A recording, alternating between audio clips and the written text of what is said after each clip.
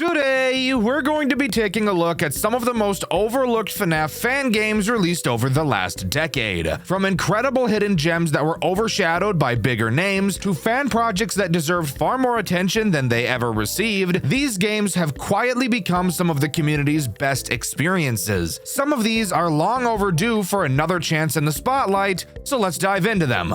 Being overwhelmed. Not necessarily something as we people look for in life. There are a lot of things people like to do that don't really make sense to me. Some people like to go cliff jumping or skydiving, something to give them an adrenaline rush, and while I myself would never do it, I can at least understand how that could be appealing. You want to know something nobody ever wants though? To be overwhelmed. This is the reason why a lot of max mode challenges can turn a lot of people off. And the same reason why I have no interest in trying out Hopeless Pursuit. For the love of God, please stop emailing me about Hopeless Pursuit. I'm not doing it. However, recently I found a FNAF game that is one of the most unique FNAF experiences I've ever played. Except there was something very interesting about it. It has to be one of the most overwhelming Five Nights at Freddy's games I've ever played. This is probably going to be a long one, so sit back, relax, and let's talk about Next Week at Freddy's. Next Week at Freddy's takes FNAF 1 and completely reworks everything about it, adding several brand new mechanics to make your heart sink into your ass. And nothing explains this feeling better than when you load into the office and turn around for the first time. Oh, whoa. Whoa, oh. Oh. Oh. Oh. Fuck. This is the control panel, your main mode of defense throughout this game. If this looks like a lot, that's because it is.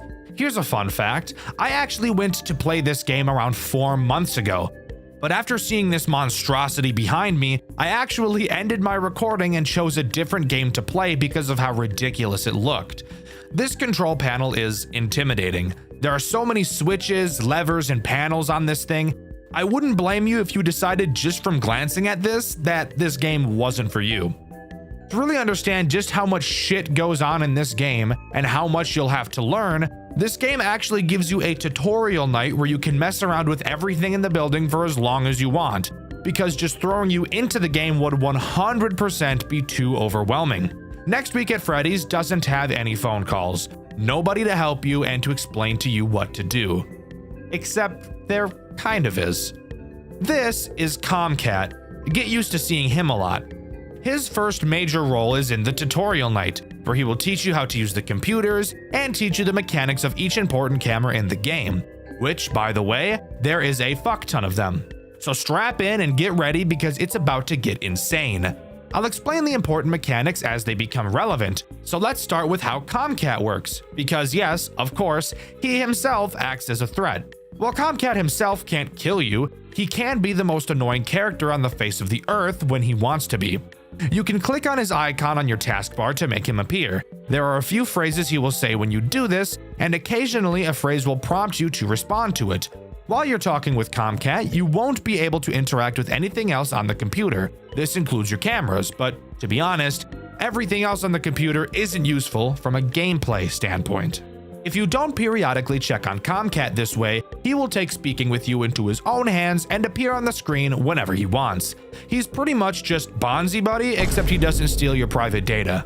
When Comcat chooses to appear on his own, the conversation you'll have with him will be much longer than if you initiated the conversation yourself. And since you can't control anything until Comcat leaves, it's in your best interest to occasionally check up on him. 2 characters become active on night 1, Bonnie and Chica. But before we talk about their mechanics, I want to take a moment to really appreciate how amazing this game looks. Every little detail looks incredible, especially the animatronics. If you look very closely, you'll be able to see the fuzz from the fabric on the robots. It's honestly some of the coolest stuff I've ever seen. So much attention to detail, it's incredible. But now we can talk about how Bonnie and Chica work. And trust me, these guys do way more than what they do in the official games. Like, take every mechanic that each of them does from every official game and merge them together, and I bet you that they will still do more in this game. I told you it was overwhelming, so let's get into it. Let's start with Bonnie, since he's usually the baseline, basic FNAF character. the character that should be simple to understand and should pave the way for more interesting mechanics to form off of it in later animatronics. How much could he possibly do? Well, a fuck ton. Like, shitload. Bonnie's a whole fucking FNAF game by himself, I can't even lie. Bonnie starts on stage. You might be wondering why I'm not just saying what I usually say. Oh, he walks around the building and eventually makes his way to your office. Well, because he's not that simple this time around. So tracking his movements is actually important. Bonnie has 4 possible attack methods. I'm sorry. 4? That's the most insane thing I've ever heard of. And Bonnie is supposed to be the simplest character? I'm mortified of what is yet to come. Well, calm down, buddy. Let's go over each possible route that Bonnie can take, starting with the most basic one, heading to your office. This one is simple. Bonnie will walk to your office, appear in your window for a while, and eventually walk into the doorway where you can really see how fucking hulkingly terrifying these robots are. I know that FNAF 1 animatronics are like 6'9" or something like that canonically, but no FNAF game has really shown that off in a way that is meaningful. Seeing the animatronics in the doors in this game is actually kind of scary. Obviously, just close the door and you'll be a-okay. However, do keep in mind that the animatronics in this game like to sit at the door for approximately 12 years, so that's fun. Bonnie's next means of making your life miserable is through attacking the compressor room. What the fuck is the compressor room? Well, now is the time we get to start talking about the control panel, and where this game really starts to become an overwhelming headache. The compressor is a large machine inside of the building. The compressor is what allows the doors all throughout the building to be closed, because as I'm sure you could have guessed, it compresses the air that allows the pistons of the door to work properly. I think. I don't know, I'm not an engineer. If any engineers are watching, explain how wrong I am about compression and pistons or whatever the fuck in the comments. Thanks. Bonnie will try to enter this compressor room through the hallway camera right before your office. You will have to use the control panel behind you to remotely close off the door to the compressor room before Bonnie gets the chance to enter. However, it's moments like these where I need to bring up an issue I was never able to figure out myself. Since this game is made in a 3D environment, unlike the Click Team FNAF games, it gives a lot more room for the characters to move around. So it's very common that you'll be able to see characters in multiple places on the same camera. When it comes to doors like the compressor room, telling exactly where the animatronic's next move is going to be is borderline impossible. Sometimes it's obvious and the character will be standing right next to the door facing it. However, sometimes they'll be miles upon miles away from the fucking door, yet still have their next movement opportunity be into said door. You're not near the door, you're fine. Oh, Chica, you dick. So this leads to you closing doors whenever you see a character on the camera, which a lot of the times the character was never going to enter in the first place, therefore just wasting a fuck ton of power for no reason. If Bonnie manages to get into the compressor room, he'll slap his fat crack all over it and break it, which will require you to reboot your compressor. With your compressor off, you obviously won't be able to shut any of the doors throughout the building. This includes the doors you can close on the cameras. Bonnie's next attack strategy is the camera connections in the server room. This works exactly the same as the compressor room in theory. You can close the door to the server room when an animatronic is close, using the control panel behind you.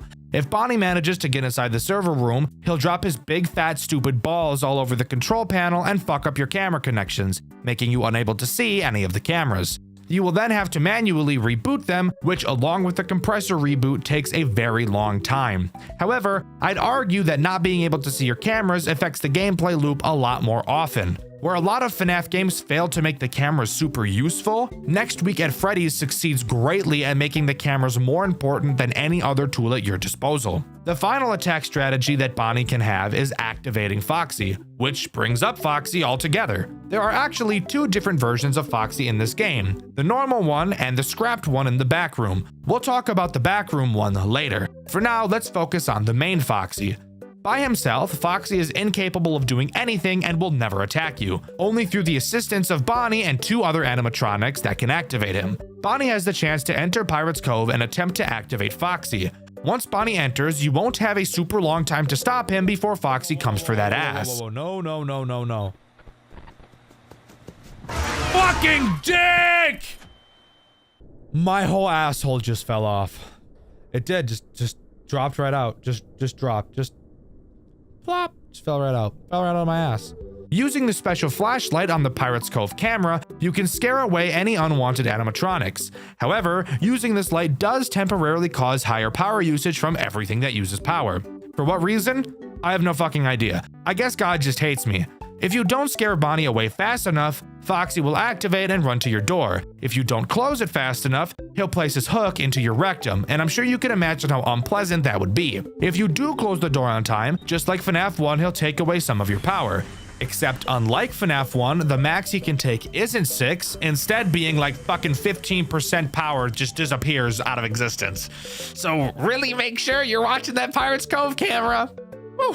There, a couple of pages into the script, and I'm finally done talking about the very first character in this game. Isn't that awesome? Now it's time to talk about Chica. Chica also has 4 different ways to attack you. Isn't that just fucking awesome? Luckily for us, 3 of the mechanics are identical to Bonnie. Obviously, Chica can attack your right door. She can also try to fuck up your cameras using the server room, and she's one of the other characters that will attempt to activate Foxy. However, I have noticed that it seems like Bonnie will attempt to a lot more frequently. However, that may also just be because Bonnie's AI value is typically always higher than Chica's is. The new mechanic that Chica adds is pretty similar to Bonnie's compressor attack, except Chica will attempt to attack your power grid. When you see her near the power grid door, you can obviously close it using the control panel behind you. If she manages to get into the power grid room, she will literally just shut off the power to the entire building, and you'll have to reboot it, which takes quite a long time. The power being turned off is undoubtedly the most dreadful situation you can be in. Not only does it require you to wait a billion years for your power to turn back on, but the power being turned off also turns off the compressor, meaning that after you wait forever for the power to turn back on, you then have to wait forever again for the compressor to turn back on. And on top of that, at the start of each night, you have to boot up the cameras, which takes time in and of itself. So of course, when the power is cut, you'll have to reboot the computer as well. Oh yeah, and don't forget to be checking on Comcat frequently or he'll waste even more of your time. Geez, Dxtr, this sounds pretty complicated, and we haven't even introduced everyone yet? Exactly. We still have a lot more to talk about. But if you want to feel a little bit better, the lower the character's AI, the less likely they are to make the most effective choices, meaning that on night 1, most of the movement will be Bonnie and Chica trying to disable your cameras.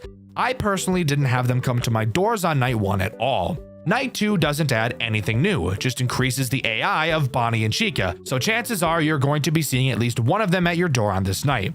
However, I will be taking this time to talk about what I feel is this game's biggest flaw: time. The nights in this game are long as fuck. I'm talking super fucking long. However long you think they are, they're longer. Most typical FNAF games now will have a real life second equal 1 in-game minute, meaning that most nights in FNAF games are 6 minutes long. I feel this is a good length for a night, just dividing the in-world night time in minutes by 10. However, Next Week at Freddy's thought it'd be really funny and a little bit quirky to make each in-game minute 2 seconds in real life, meaning that each night in Next Week at Freddy's is a whopping 12 fucking minutes long. Are we serious? I guess I get it. The animatronics move pretty slowly to give you time to properly search for them on the cameras. But 12 minutes? I think I'd rather swallow a grenade and die, thank you. Like, I still beat the whole game, but god damn, losing when you're 11 minutes into a night will really make you question how violent of a person you actually are. Now, something interesting happens after beating night 2. We get thrown into what this game calls nightmare segments. Think of them like this game's version of a post-night minigame, except this time there's actually way more to do and it isn't mind-numbingly boring. Well, okay, the first one is.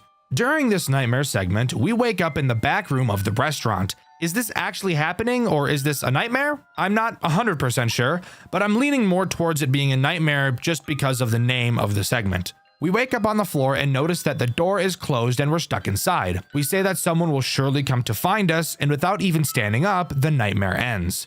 Again, I told you the first one was boring, but they will only get more and more interesting from here, trust me. Moving on to night 3, once again, nothing new is added. The AI of Bonnie and Chica are just increased. But you really have to think, with how many different ways each of them can attack you, and how overwhelming the game's system as a whole is, this is still enough to make each night feel significantly more difficult than the last. Moving on to the second nightmare segment, we're finally able to stand up and really get a good look at our surroundings. The room is very small and very cramped, which would give any normal person a feeling of claustrophobia. We pick up a flashlight that barely does a goddamn thing and start to explore for an exit. It's at this point where I noticed that these nightmare sections would be my least favorite part of the game because of the horrendous mix of both motion blur and horrific head bobbing. But that's really besides the point. We eventually notice a door and recognize that it's just like the one in the office. However, the lever that controls the door is missing. We find it on a desk, but before we can attach it to escape, a throbbing pain comes to our head and we pass out. Night 4 is where we get to talk about the new and final threat this game has to offer. But don't let that fool you, because this threat is a big one. A big stinker. A poopy head for all of you elementary schoolers out there who really shouldn't be watching my channel. Night 4 introduces Freddy, and let me tell you, he's got all the tricks up his sleeve, and he's ready to flatten you like a pancake and fold you like an omelet. Freddy can literally do everything, and he moves faster than the other animatronics, so needless to say, he's going to be the one that grabs a clump of your rump and doesn't let go like a snapping turtle. Not only can Freddy take all 4 of the paths that Bonnie and Chica can take, those being fucking the compressor room, activating Foxy, killing the power, and disconnecting your cameras, he can also attack either of your doors, and there's also something else unique to him that he can do. Remember how I told you that there are 2 Foxies in this game? Yeah, Freddy fucks around with the other one. Scrapped Foxy is present in the back room. The only other character who will enter this room is Freddy. And be careful, because sometimes seeing Freddy on this camera can be pretty difficult, as he has the habit of hiding in the shadows. When you see Freddy in the back room, shut the door to Scrapped Foxy's room using the control panel behind you. If Freddy manages to get inside, he will send Scrapped Foxy to your office. However, unlike normal Foxy, Scrapped Foxy can attack either of your doors. I personally have no idea how much power he takes away when he pounds on your door, as I'm a fucking god gamer and never had to deal with him. It is a mistake I will not make again. Okay, let's talk about this. I had that fucking door closed when Freddy was in there.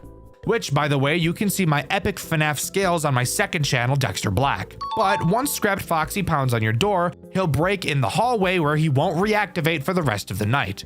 And from here, nothing else actually gets added to the night sections. Each night just gets more and more difficult. Now sure, there aren't a lot of threats that can happen at the same time, but the reason why this game is so overwhelming is because of how much you have to remember. You have to know where all the characters are. You have to understand how each mechanic works, and you have to be able to control your nerves during all of this for 12 minutes straight and barely pass each night due to almost running out of power because these animatronics camp more than a fat Call of Duty player. Oh, hi, Chica.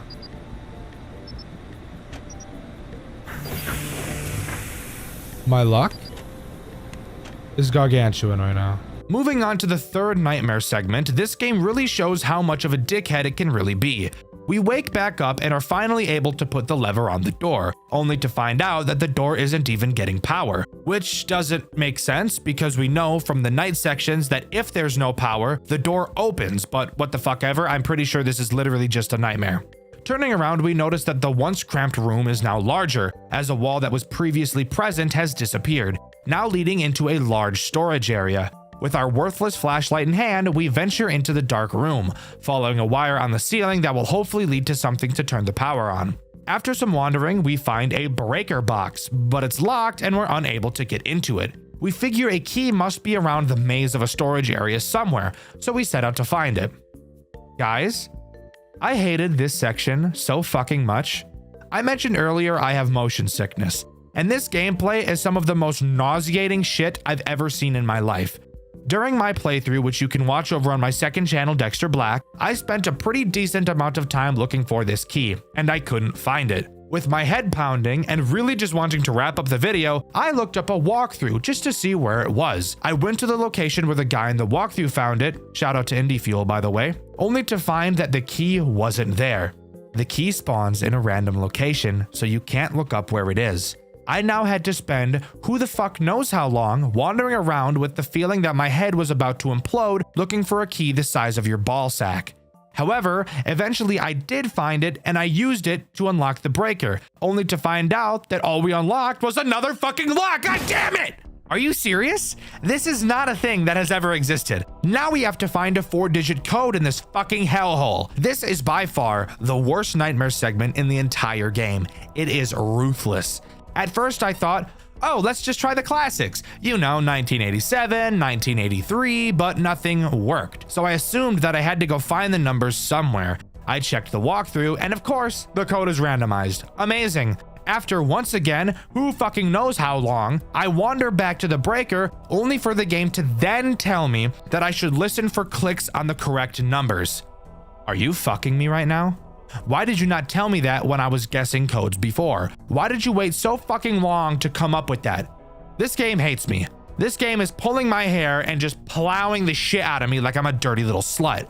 But whatever. We input the code and flip the breaker switch. And as we're walking back to the door to try and open it, we once again pass out. I guess that's what happened when you're just fucked for hours upon hours at a time. You get so tired, you just pass out. Fantastic. As I've said, Night 5 doesn't add anything new, so we can just jump right back into the hellhole that is these nightmare segments, where the same 15-second ambience loops forever right in my fucking ear when I already have a goddamn headache. Once again, we wake up and walk back to the door to see if we can open it. We flip the switch, and for fuck's sake, something's wrong with the compressor, so we have to go try and find something else.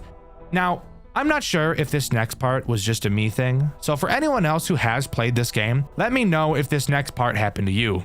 We're told literally nothing of importance. The only thing our character states is something along the lines of, "What am I going to do now?" And that's all we're left with. So my first thought is something along the lines of, oh, I just need to look for another who the fuck knows what. So I did just that. I wandered around the storage area looking for something I hadn't seen before.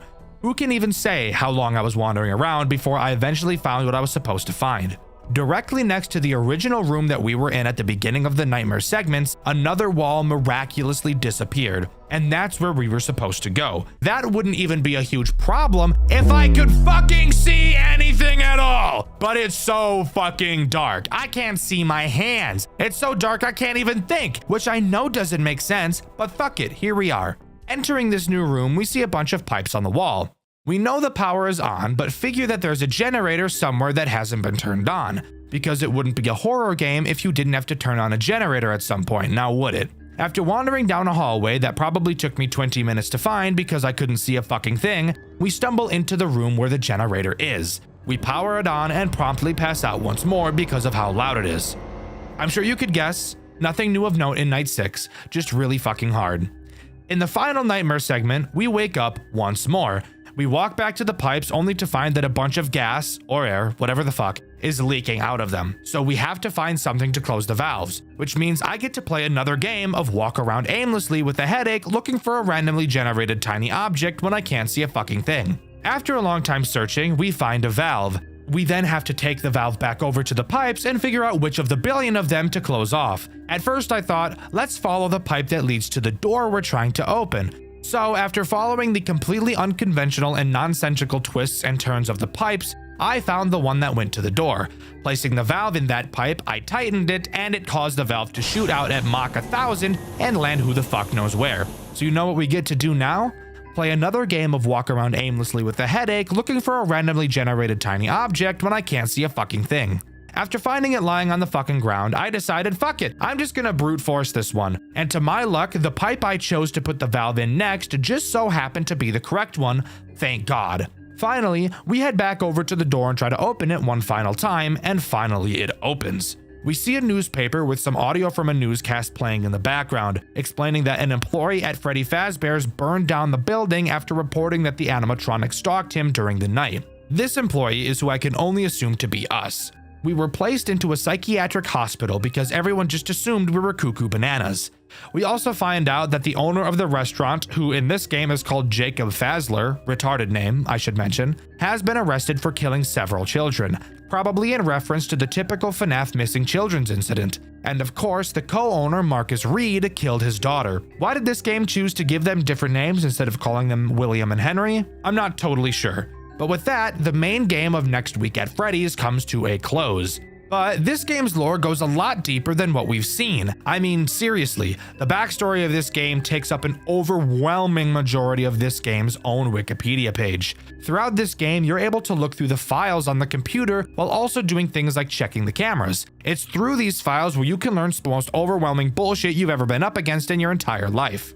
Alright, so let's break down the absolute shit show that is this game's retelling of the original FNAF lore. As I understand it, and with significant help from the wonderful writing of City, the creator of the FNAF fan game wiki. Seriously, I couldn't do this shit without you. No idea how you had it in you to write all this, but here's my shitty retelling. Next Week at Freddy's kicks off with Jacob Fazler and Marcus Reed, the two guys behind Fazbear Enterprises. They started cooking up the idea in the late 80s, and by October of 1989, they have brought the building that would become Freddy Fazbear's Pizza family restaurant. Jacob even logs all of his progress on the same computer in the office you used during the game, talking about buying the stage, wiring the rooms, and bragging about getting pneumotronics to build the animatronics. He also casts the voices: Adam Burton as Freddy, Rick Ellis as Foxy, and Davey and Suzanne Paul for Bonnie and Chica. By 1990, the place is open. Business is booming, Jacob marries Nancy, she helps out in the studio, and soon they're running 3 locations. Everything looks fine, but Marcus slowly drifts away from the company, skipping meetings and distancing himself. In 1995, Jacob installs the infamous control panel in the office. You know, the fucking NASA dashboard of switches that's basically the whole reason this game is overwhelming in the first place. Then, life falls apart. Nancy dies, and that's never explained, and Jacob is left raising their daughter Lara on his own. Lara grows up around the restaurant but loses interest in it, and Marcus cashes out of the company entirely. Jump to 1999. Jacob gets a shiny $12 million offer from Sunbird Hotel Corporation to expand, and for the first time in years, he's motivated again. But in 2001, Marcus storms back demanding his old share. Jacob tells him, "Too bad, fucker, the deal's already done," and Marcus has a meltdown. He's literally dragged out by Adam Burton, Freddy's voice actor, and Marcus files a lawsuit, but the outcome is never revealed. And then tragedy hits. In June 2001, Lara is found dead in the storage room of Freddy's. 3 days later, Sunbird pulls their deal. Jacob's later logs get darker. He writes about hearing Lara's cries and feeling like she's watching him, angry. By 2002, he admits he's, quote, made a mistake. That mistake? Involvement in the deaths of 3 children. Not long after, Freddy, Bonnie, and Chica start moving in disturbingly lifelike ways, which, yeah, the model viewer pretty much confirms are the spirits of those 3 kids. Meanwhile, the employee chat logs on that same office computer show the slow collapse of the place. Staff complain about the animatronics walking around on their own, about creepy suits left lying around, about Jacob drinking and acting strange after Lara's death. Scrap Foxy briefly gets mentioned as this janky earlier version of Foxy. There's even a memo from Jacob banning guest mode after a balloon incident, and literally bolting the animatronics to the stage to avoid lawsuits. And as far as I'm aware, that's all Next Week at Freddy's has to offer. Overall, I think it's one of the most creative FNAF games ever designed from a gameplay standpoint. The game looks gorgeous, it functions really well, and it found a way to make literally every single mechanic useful, which is something a lot of FNAF games just don't seem to be able to do. I would highly recommend you play this game and give it a try. You will not regret it. But let me know what you think. Do you agree with me, or do you think this game is actually horseshit?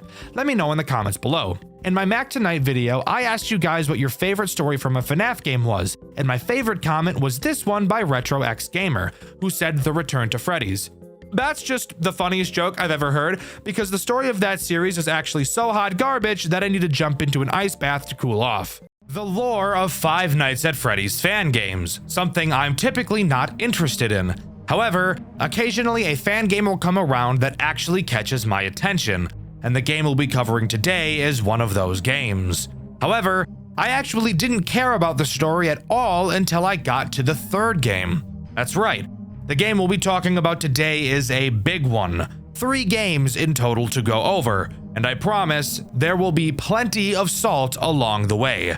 Join me today as we dive into the ups and downs of Five Nights at Maggie's.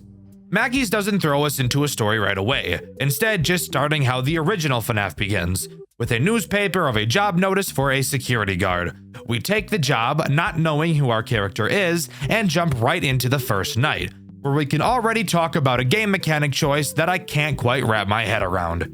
First, let's talk about the office. It's so incredibly simple that it is somehow more basic than the Five Nights at Freddy's 1 office. You have two directions you can turn. One direction has the cameras, and the other side has a single door. Now let's talk about the mechanic that makes me question what the developer was thinking. How do you think the camera system operates? Maybe a camera map with buttons, maybe using the arrow keys to surf through the cameras? All wrong. You have to use the number keys on your keyboard. I have to use the number keys? Really? That's awful. I actually have to use, I can't touch the buttons with my mouse. Let me tell you why this is so awkward. Because of your flashlight. Your flashlight is used to flash the doorway behind you and the vent underneath your desk. Your flashlight is controlled by your control key, and of course, because it's a FNAF game, you have to use your mouse for everything. So you have one hand to use 8 of your number keys and the control key. This leads to an overall awkward controlling experience, but that could just be a nitpick. It was just the first thing I noticed. Now, to talk about the characters that Night 1 introduces. Let's start with the main character herself, Maggie. Maggie is as basic as you can get in this game. Spoiler alert, all of these characters are basic. Maggie will move around the cameras and eventually make her way to your door. When she's there, all you have to do is hold the door closed until you hear her leave. This is where you'll notice something interesting about this game. There is no power system in this game. And if you think that it will be balanced somewhere else so that this generosity isn't easily abused, you would be wrong. You can hold the door closed the entire night. But we'll talk about the strategy of this game a bit later. The next character introduced on this night is Lola. Lola does the exact same thing as Maggie in the exact same way. Kinda got fucking, you got an hourglass going. Lola is the best. In bed? What is wrong with me? She even goes through the exact same cameras and is also dealt with by using the doors. Something you'll notice about later nights is that Maggie or Lola is pretty much consistently in your hallway at all times, leading to you needing to hold the door closed pretty much the entire night, forcing you to look at this stupid fucking John McAdam in the fucking eyes. The final character introduced on Night 1 is Chanchy, the fat-ass pig, aka your mom. Chanchy has a random chance to appear on any camera whenever you switch to one, acting exactly as Phantom Chica. If you look at him for too long, he will fuck your shit up like my buddy fucks up grilled cheese sandwiches. And let me tell you, that guy eats the shit out of grilled cheese sandwiches. However, once we talk about the ultimate strategy a bit later, you'll quickly learn how Chanchy will pretty much never be a problem.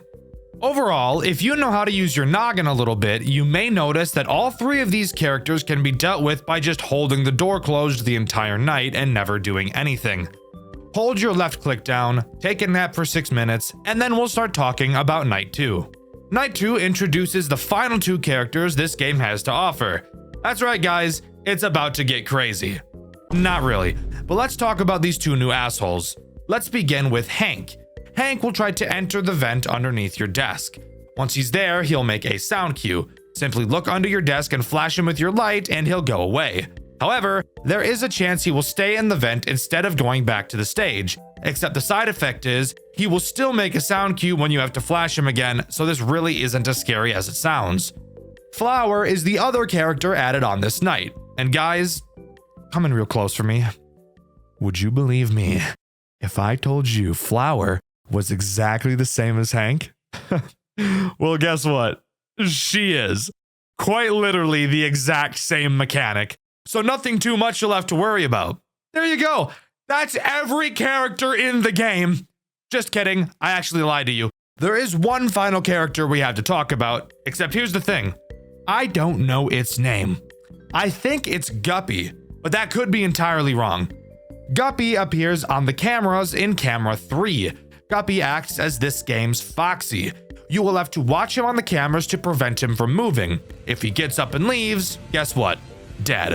Ass souffle. However, since every main night after this one doesn't add anything new, it's time we talk about this game's disgustingly broken strategy. So, stay focused because it's super complicated. Basically, once the night starts, instantly turn to camera 3 to stall Guppy. Then turn around and hold the door closed, even if nobody is there. If at any point you hear a vent noise, quickly turn around and flash the vent, then turn back around and hold the door closed again. There you go. You've just beat the game. This strategy successfully stalls Guppy, ignores Chanchy since you're never switching cameras, keeping the doors closed long enough that nobody will ever get in, and will handle the vent animatronics more than adequately. Nights 2, 3, 4, and 5 can all be handled using this strategy. This is by far this game's biggest downside. It is so easy that it's boring. The majority of this game is spent staring at this stupid fucker's face. I hate this guy's fucking smile. Look at this piece of shit. Ugly ass, fuck ass boy. John McAdams. More like John McFat-ums. Am I right or am I right? Yeah, I'm right, I know. You guys can laugh. No, you can laugh, it's okay. It's okay, I know I'm funny, it's okay. Now, you might have noticed I mentioned that strategy only works up to night 5, and that's because I lied again. There's another character we have to talk about that's integrated on night 6. I don't know his actual name, and fuck you, I'm just gonna call him Porky since that's what I called him in my playthrough, which you can see over on my second channel, Dxtr Black. Porky Pig acts as this game's final boss character. Night 6 is impossible. Kind of. Porky Pig can attack both your door and your vent. He also moves at the speed of fucking sound. He will go from your door to your vent in the span of 2 seconds. Now, here's where it gets impossible, and the funny story that goes along with this. So, here's the hilarious extra mechanic with Porky. He can actually be at your door and in your vent at the exact same time. If he's at your door and you close it, you will hear him in your vent. Not there's a chance. No, you will hear him attack your vent. So you might think you should flash him in the vent. So you go to turn around. But the moment you let go of your door, you get fucked. What the fuck, dude? What the fuck is that? I hear the vent noise. I did not hear noise hearing him enter the hall. He's in the hall. If I open the fucking door, it doesn't matter where he is in the hall. He just fucking kills me. Since once again, he will be in both places at the same time. Dxtr, that doesn't sound very fun at all. Well, listen to this. Apparently, I played a version of the game where Night 6 was broken, as I received a comment from the game's developer telling me so. So yeah, that's pretty interesting. So what actually happens if you beat Night 6? We get one final newspaper article explaining that the owner of Maggie's, Robert Madden, was found dead in his office from a shot to the head. Of course, since we were the only ones left in the building, we are the main and only suspect. We also learned in this newspaper that our name is Stephen Cadell. The article finishes off by informing the public that the pizzeria's new owner will be Robert's son, who isn't named. Now, I don't know about you guys, but this seems like the perfect murder for a son who really wants to take over his father's restaurant. I'm not throwing any fingers, but I'm just saying, I wouldn't be surprised if that's what this ends up being. Now, you may think I got through this game really quickly, and that's because I did. Five Nights at Maggie's 1 is an incredibly easy and boring game. However, it does pave the way for the super interesting story that the rest of the series tells. So, if you can get over that, then we can talk about Five Nights at Maggie's 2. And I promise, these games are only going to get more and more interesting. Let's dive down the rabbit hole. Five Nights at Maggie's 2 is significantly more interesting than the first game in terms of actual gameplay. To start, there are more than two things to look at. This time, on your desk, you have your cameras and a vent. To your left, you have a big hallway, and to your right, you have Guppy sitting dead as fuck in the corner. Want to hear something really great? The cameras in this game also have vent cams. Isn't that just awesome? Just kidding, I know it isn't. In terms of new characters, there really aren't any, just the returning characters from the first game, except this time, they're all withered. Night 1 introduces 3 threats. Let's start with the most basic of the bunch, that being Maggie herself. Maggie will wander around the cameras in an attempt to get to you through the hallway on your left. Once she enters your hallway, she will make a sound cue letting you know that she is there. When she is, you will have to turn to the hallway, pull up your shock button, and shock the hallway to make her piss off. Except you want to hear something really funny? Maggie has the chance to not leave the hallway when you flash her. Why? Because fuck you, I guess.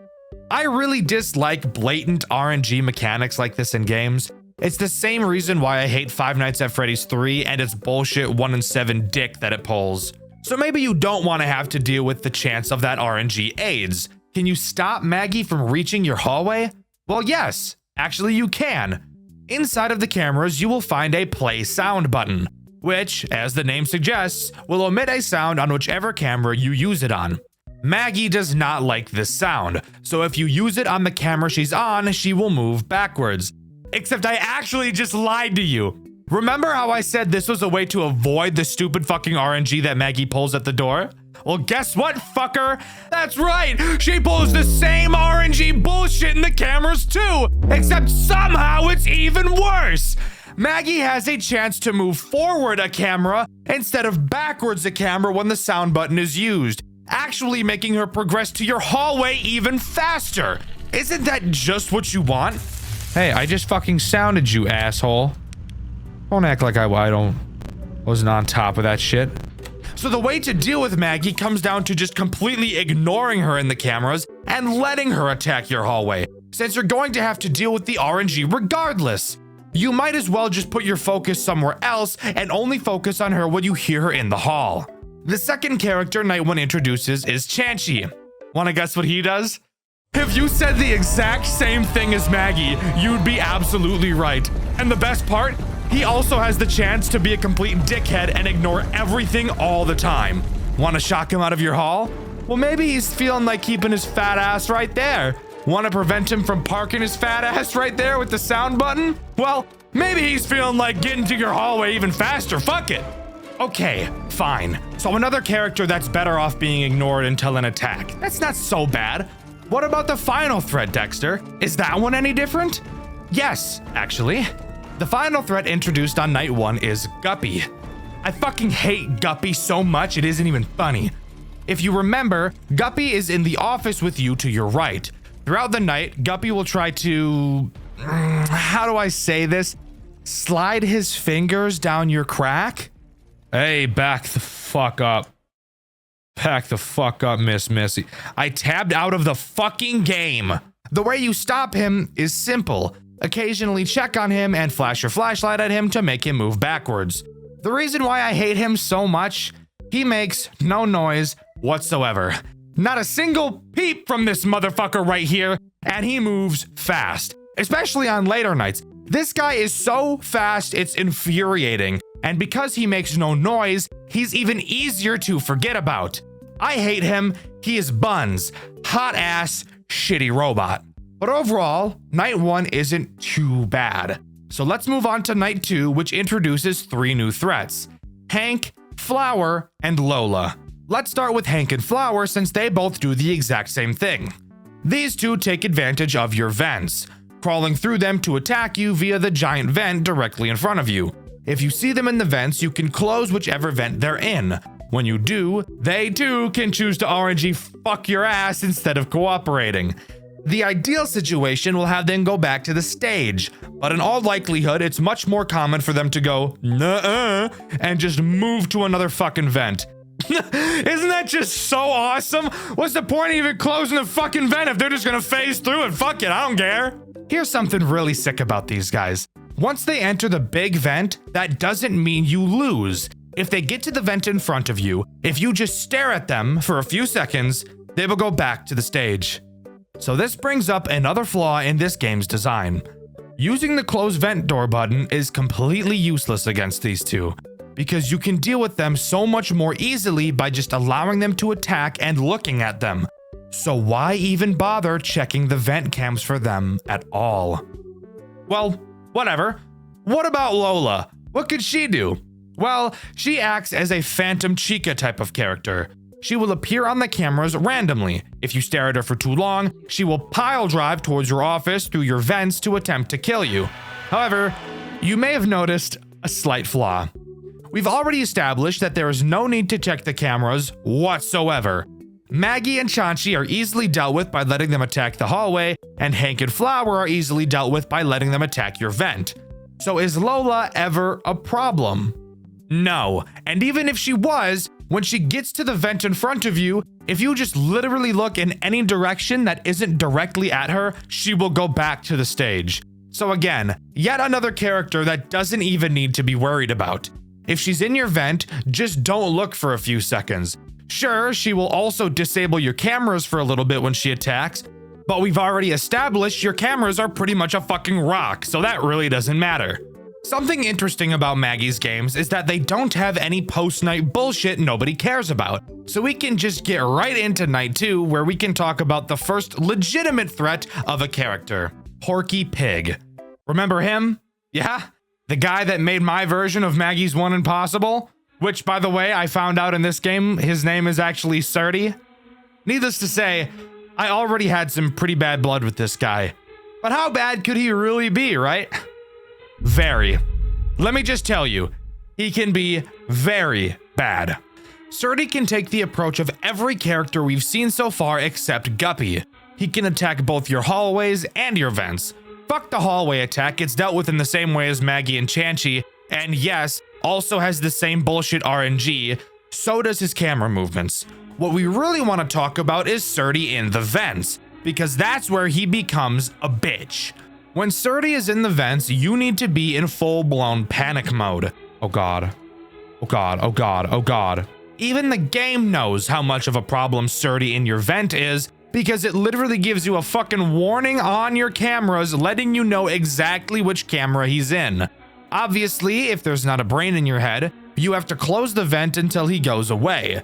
And now's the time I should mention how these vent doors actually work, and why they make me want to shove a pencil down my urethra and snap it in half.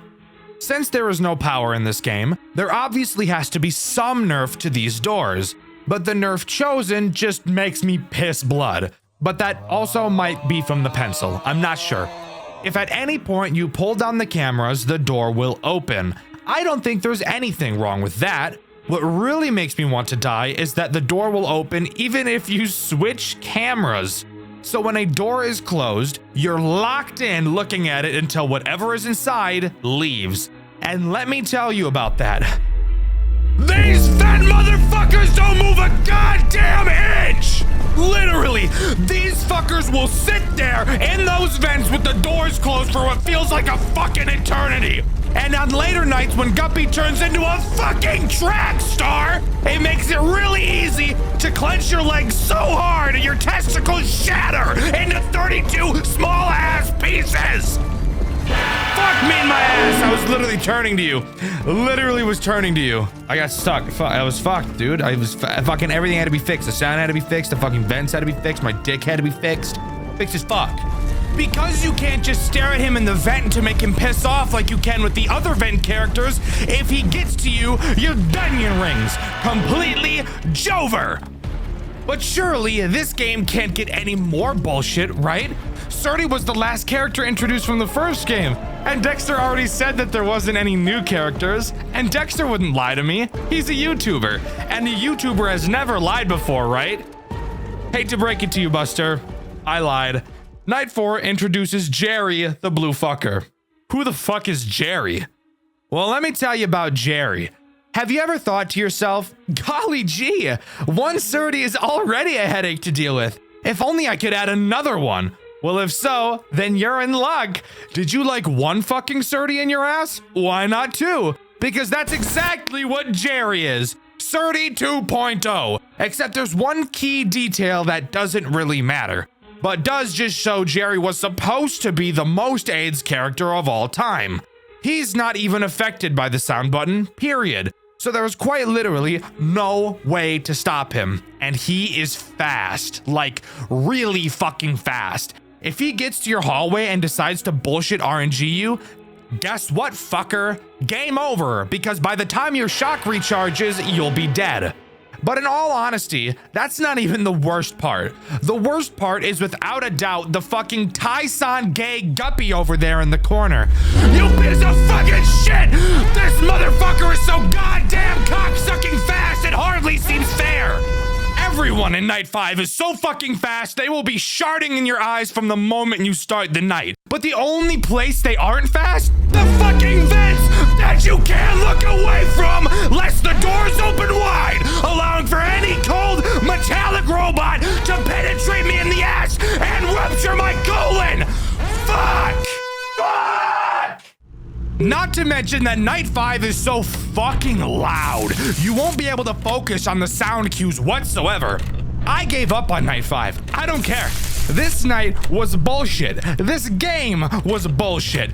Butt plug. Heart attack inducing fuck. So no, I didn't beat it. I'm not going to beat it. I'll beat my dick, but let's pretend like I did beat it. What happens then? Well, you get given Night 6. Which is even fucking harder. Just a full-blown ass pounding with you as the main victim. I'm glad I didn't make it this far.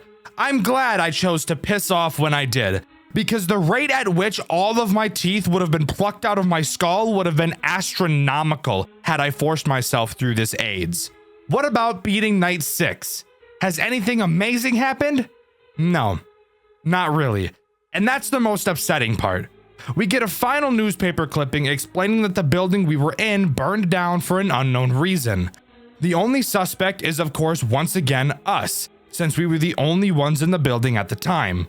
We also learn that everything was salvaged in the fire and will be used for a new attraction later down the line. So that would lead you to think, how shitty was that fire that everything was salvaged? Must have been a pretty piss poor fire. Perchance a fire started by a person? Very interesting thought, dear viewer. Let's keep our theory heads turning and move on to the next game. But wait, Dxtr, what about that text that says fake ending in the corner? Well, to be honest with you, I have no idea why that's there. I've been unable to find any evidence of another ending existing in this game, and my only thought is that the third game is meant to serve as the actual true ending. Not only to the story, but to my suffering, because I actually really liked the third game, and I think you will too. So please, let's stop talking about this fucking slop and move on to something a lot more appealing in Five Nights at Maggie's 3. Five Nights at Maggie's 3 is nothing short of a masterpiece, truly a stark contrast from the two games we've touched on so far. I was honestly incredibly surprised by the amazing step up in quality that this game brought to the table, not only in terms of story, but also in terms of graphics, and most importantly to me, game mechanics. To start, Maggie's 3 opens to a repair minigame. We're tasked with charging up Maggie. We have to open up her chest, snip some wires, and charge them up. Seems simple enough. You'll notice during this minigame that you're able to turn around to see a dark void of a room behind you that you can flash with your light. But you'll also find that nothing is ever there. After charging up Maggie, we're shown 7 rectangles. One of them fizzles out, symbolizing what I can only assume to be the souls of some dead children, even though child murder hasn't even been mentioned in this series so far. But we're not done yet. We're tossed into a minigame directly after this. A man covered in blood walks into a room, explains he needs to hide again, saying he's trapped here and he won't go anywhere. Not knowing who he is, we're thrown into Night 1. Night 1 actually only introduces one threat, that being Lolo, a new character. But before we can start talking about characters, we need to talk about this office and the tools at our disposal. We have 2 doors. Finally, something we can be familiar with. These work the exact way you'd expect them to, so nothing weird there. Of course, we have our cameras, but you might notice something a little bit different about them. There are 3 menus to surf through on your monitor, and only one of them are your typical cameras. The other menus are your main vent and your breakers. The main vent allows you to look at and shine the main vent, and the breakers allow you to remotely turn off the power to the entire building and specific cameras. But we'll talk about why those are important later. The final interesting mechanic is the vent door button on one of your cameras, but that will become important once we talk about 2 certain rascals later in this video. For now, we have to talk about Lolo. Lolo is as simple as a character can get. He is this game's Bonnie. He will move through the cameras and approach your right door. When he's there, simply close the door until you hear him leave, and bada bing bada boom, that cycle will repeat. Again, it's night 1. I don't think you expected anything crazy. Now we can talk about the post-night 2 repair minigame. This time having to repair Bob. Side note, every character in this game, aside from 2, are brand new. Same formula as the last minigame, except this time there's actually something in that darkness behind you. Surdy. But this time, it's just his endoskeleton. No mom skin. Your mom specifically. Get it? Because she's a pig? Oink. He will slowly try to creep up on you to kill you. Whenever you hear him, simply turn around and hold your light on him to make him go back. He's very slow these first few nights, but trust me, these minigames can get a little out of control on later nights. After completing the minigame, another rectangle fades away and we get another 8-bit cutscene. This time we see 2 men. One of them goes to make coffee while the other sits to read the newspaper. He begins to read about a serial killer dubbed the Frankenstein. Hearing that name makes the man at the counter freeze. He knows something. After 8 years of silence, the serial killer has re-emerged, taking the life of a 16-year-old boy. The body was found in the John McAdams warehouse, the same building that Five Nights at Maggie's 2 took place in.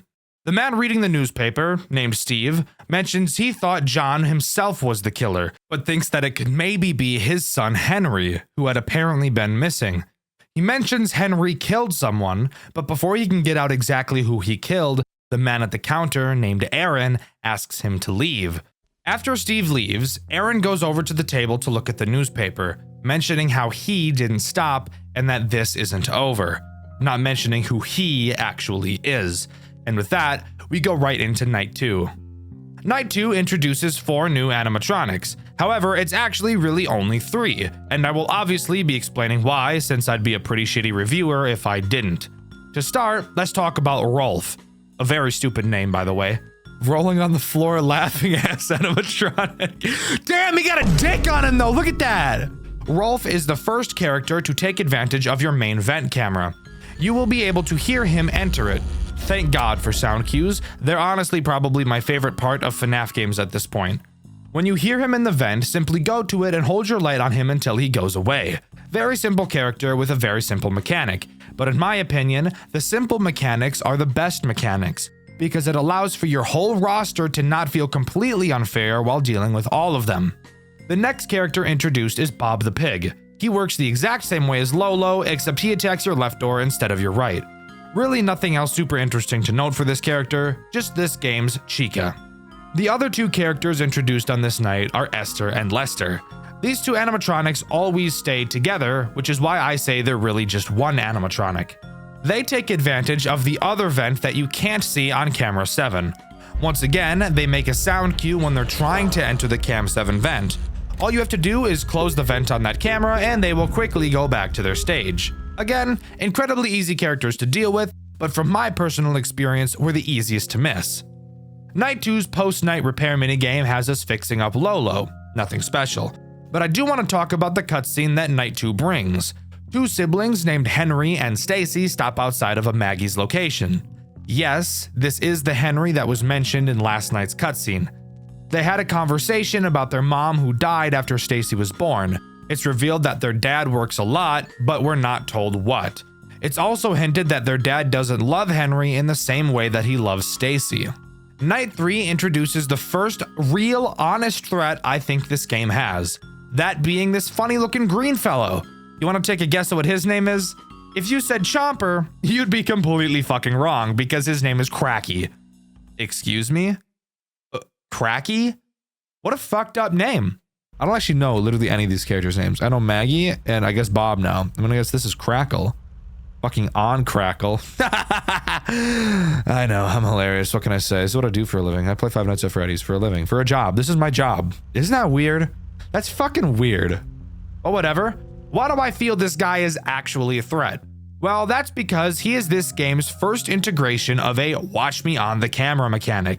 A mechanic that, if you're familiar with my channel, you know I'm not a huge fan of. You cannot allow Cracky to leave the stage or you will be split open like a double wide surprise. That is fucked, by the way. This looks so fucked. Obviously, all you have to do is stare him down on the cameras, which is not very challenging. But because of a certain character we'll talk about later, Cracky will very quickly become a big problem that you will probably forget about. I want to use this time to talk about the power situation in this game. Being the first in the series to actually use power, I was a bit nervous this would be another SCP endurance case where you have absolutely no power throughout the entire game. But to my surprise, it was actually the complete opposite. You actually have a ridiculous amount of power in this game. So much so that for the first few nights, I had the cameras up the entire night, while also closing the Cam 7 vent the entire time as well, and still completed the night with a decent amount of power remaining. You do not have to think about power conservation in this game, which I really appreciate. Night 3's post-night repair minigame has us repair Cracky, and it's on this night that Surdy really starts to get quick. So this is probably the point of these segments where they will start to take a long time to complete. The cutscene that plays after this segment is one of the most disturbing I've seen since Five Nights at Candy's 3. Stacy and her dad are in the dark talking to one another. Stacy mentions how scared she is. Her dad gives her a sleeping pill, explaining that after she wakes up, she'll feel better than she ever has before in a brand new body. After Stacy falls asleep, a shock lights up the room, revealing that Stacy had been electrocuted to death. Attempting to cement her soul inside of one of the machines, his experiment fails, and he's left to cry alone inside of the room with his daughter's corpse. This is easily one of the most disturbing things I've ever seen come out of a FNAF game. Not because of what we directly see, but because of the idea of what John did to his own flesh and blood. Five Nights at Maggie shows proof that you can tell stories about incredibly horrendous things in an interesting and not overtly edgy way. With all of the shortcomings I feel this game series has, I can easily say that the story is not one of them. Moving on to Night 4, we're introduced to the two final characters this game has to offer, Maggie and of course, Surdy. Let's start with Maggie since she's simple. She works in the exact same way that Rolf does. She attacks through your main vent. All you need to do is hold a flashlight on her and she'll go away. Now we can talk about the big bastard himself, Surdy, who once again, in this game is just an endoskeleton. This guy right here is this game's big challenger. Surdy makes use of your breakers. Occasionally, he will appear on any camera in the building. When he does, he will emit a loud sound. You will have to shut off the breaker to the room he's in, which will deactivate him. This is not difficult. What is difficult is when Surdy is paired with Cracky. With how frequently Surdy will attack, Cracky will very easily be able to get several movement opportunities in on you, leading to you needing to stare at him for longer while the rest of the cast does all of their bullshit. But once again, because of how simple everyone's mechanics are, it serves to make this game tense, but not overtly difficult. Don't get me wrong, I think it's great that max modes exist, and that people are pushing the limits of what's possible with Five Nights at Freddy's games. But not every game needs to be the most difficult thing on planet Earth. Some games just really want to tell a story, and I can appreciate this game for doing so. After beating Night 4, we repair Rolf, and of course get a new cutscene. Henry, now with the alias Stephen Cadell, which if you remember is the name of the player we played as in the first Maggie's, walks into the CEO of Maggie's office with a gun. The CEO, if you remember, named Robert Madden. He reveals he knew that his real name was Henry, reveals that he knows what Henry did, and admits he still never fired him for fear of tarnishing the brand for hiring a fugitive. I'll dive into exactly what Henry did when I talk about the lore later in this video. Henry demands to get his father's experiment files, and when Robert refuses, Henry shoots him in the head. This is the situation that was mentioned at the end of Five Nights at Maggie's 1. Night 5 introduces nothing new, just being a harder version of Night 4. After completing it, you fix both Esther and Lester, and of course, we get another cutscene, which is also pretty disturbing in nature. John McAdams, expecting to see his son home by 11, is still working on his project. Henry, his son, walks in at 12 completely plastered. Henry begins to gaslight his father for not caring about his own children, and claims that he's responsible for killing Jason, a brother that up until this point we hadn't heard of. John reveals that he used his animatronics to revive his children from the dead because he loved them. Henry, not knowing any of this had been taking place up until this point, is obviously incredibly upset. Henry ends up killing his father in a fit of rage, and John McAdams' soul is accidentally revived in the animatronic of Surdy. That's right, the final boss of the first two Maggie's games was Henry's dad. So now we have to question, why would his dad be trying to kill him? Once again, Night 6 adds nothing new, just being more difficult than the last. The repair minigame, however, is different. There are no more characters to repair. The only character who remains is Surdy. You must wait for him to appear behind you and shock him. After shocking Surdy, we get something I never expected when I first started playing these games. We get an amazing monologue right up there with the Henry speech from Pizzeria Simulator. I don't want to explain it to you, I'd rather you listen to it. But before I show you it, I think it's time I finally dive into the lore of this game. Our story begins on May 25th, 1975. John McAdams, founder of John McAdams Entertainment, discovers what he believes to be immortality. He hides his experiments behind his company, using the animatronics as a cover for something much more horrifying: the merging of human life with machines. And what better way to test that theory than on your own son? Jason McAdams, age 3, becomes John's first experiment. On June 3rd, 1978, the experiment works. Jason's body moves again, but not like a human. He's primitive, lifeless, hollow. John calls him a success, a prototype, the first step towards eternal life. But it's not enough. John continues his work, kidnapping orphans, experimenting on them, filling his creations with broken souls. The police start investigating, but John's too careful and nothing sticks. Everything he's done stays buried until tragedy strikes his own family. On June 2nd, 1981, John's daughter Stacy is hit by a car after chasing a balloon into the street. She's brought back to her father, barely alive, and John sees another chance. He tries to revive her using the same process that brought Jason back. It fails, and what's left of Stacy dies in his arms. In Five Nights at Maggie's 1, you can actually hear John crying during one of the tapes. That is this moment. A year later, everything falls apart. On August 26, 1982, John's last surviving son, Henry, comes home drunk, furious, covered in stains, and done with his father's bullshit. He accuses John of killing his siblings, of caring more about his machines than his family, and for once, he's right. John tries to justify it, saying he only wanted to bring them back, that he did this because he loved them, but Henry heard enough. He kills his father right then and there, but death doesn't stick in this family, because the next day, John wakes up again inside the Surdy animatronic. His experiment worked, but at the cost of his own humanity.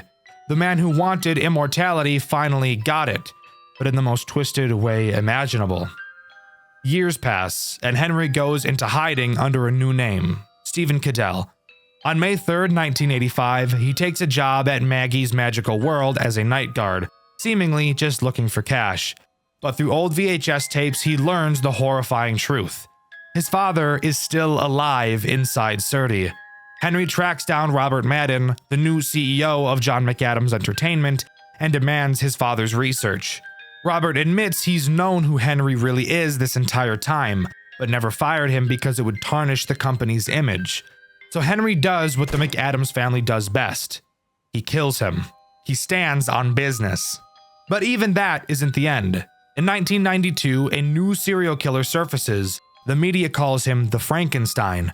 Victims are found mutilated, fused with machine parts, and all signs point to one name: John McAdams. Somehow, he's still out there, using the Surdy suit to continue his experiments. Henry, now under yet another alias, Aaron Meyer, realizes his father will never stop, and if he can't destroy him, he has to contain him. But this story isn't just about the McAdams family. Around the same time, another branch of the company is causing problems of its own. Back in 1980, two men were hired to perform as Springlock entertainers at a restaurant called Surdy and Jerry's. They were taught how to use the suits by Daniel Gennaro, the son of the restaurant's founder, Manuel Gennaro. When Manuel died, Daniel took over and rebranded the place into Guppy's Magical World, adding new characters like Cracky and Guppy. Everything was fine until 1988, when both performers suffered spring-lock failures live on stage. One jumped off mid-performance, the other tried to save him, and both ended up crushed inside their suits. They die instantly, only to possess the animatronics they performed in. Daniel, being the charming piece of shit he is, mocks their death, saying the only real problem the company would ever have is if kids went missing. And sure enough, soon after, they do. Surdy and Jerry, now possessed, start killing children, souls that would later inhabit Maggie, Lola, and Chanchy in the first two games. Eventually, in 1990, a sister location called Maggie's Magical World opens and the pattern repeats. More kids vanish, and an investigator, our playable character, takes a job trying to uncover the truth. Each night, we explore a different location, finding drawings, blueprints, newspaper clippings, everything pointing towards what's really been happening behind the scenes. By night 4, we find a hidden room behind the show stage. It's filled with evidence and notes from a previous investigator, the same one who went missing. When we report everything to our boss, he fires us, calls us crazy, and closes the case. So we leak the evidence online, the internet takes over, and the investigation reopens, exposing both Maggies and Guppies for what they really were. It's later revealed that everything we did, everything we learned, was told to us by Surdy himself. He's old, broken, but aware. A robot reflecting on his past life, telling us how everything fell apart. It's one of the most haunting story choices in any Five Nights at Freddy's game I've ever seen. But it's not just about what happened, it's about who's left to remember it. Decades pass. It's now May 10th, 2021. Henry McAdams returns one final time to the same company that destroyed his family, but this time, he's not there to work. He's there to end everything. Having studied his father's research, Henry manipulates Surdy's systems to lock his father's soul inside of the metal shell permanently. No voice, no movement, no escape. After nearly half a century of murder, obsession, and tragedy, John McAdams is finally forced to face eternity, the very thing he was chasing all along. And that's what makes this story so fascinating. Five Nights at Maggie's isn't just another FNAF clone. It's a full-blown tragedy about legacy, obsession, and consequence. A father chasing immortality, a son chasing redemption, and both of them becoming monsters in the process. It's poetic, it's grim, and for a fan game, it's shockingly well told. John McAdams may have discovered immortality, but in the end, he lost everything that made him human. And Henry, he may have stopped his father, but he had to become just like him to do it. So, before we listen to that final monologue, just remember this. No one in this story found eternal life. They just found eternal suffering. 19 years. 19 years trying to stop you. 19 years studying your findings. Your horrible experiments. The immortality you were seeking all this time. And I did it. I made it work. Let me tell you, I was about to give up.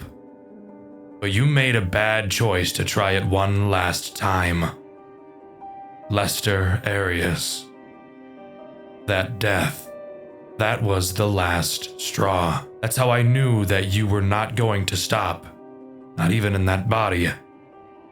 I've been studying your blueprints and analyzing your tapes for longer than I can remember.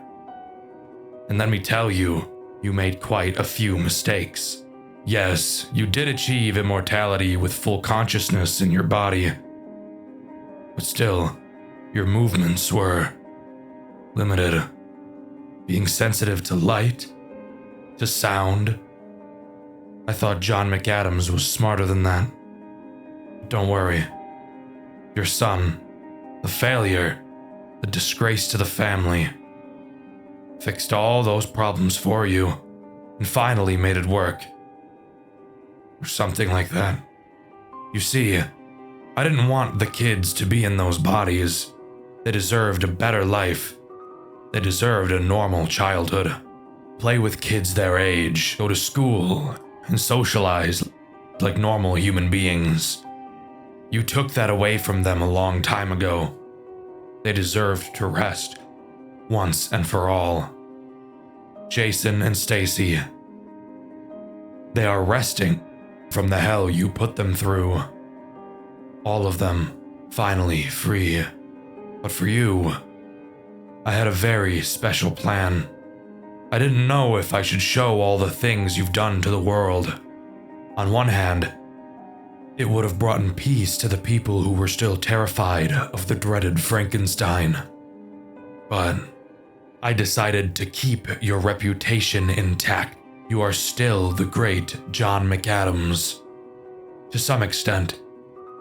Most people have forgotten you after the company went under a couple of years ago. I knew that if I brought this to light, your name would make a comeback, and I didn't want to give you the pleasure. That's why I decided to grant you your wish of immortality, with a little twist. I wanted to make sure you feel the hell that you put Jason, Stacy, and all the other kids through. So, I added a few changes. You won't be able to speak. You won't be able to move. You will have no control over your body.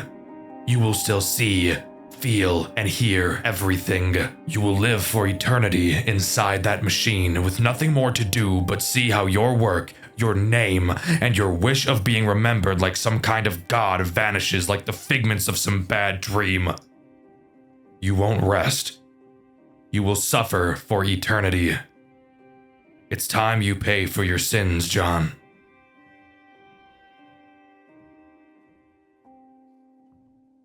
And there you have it.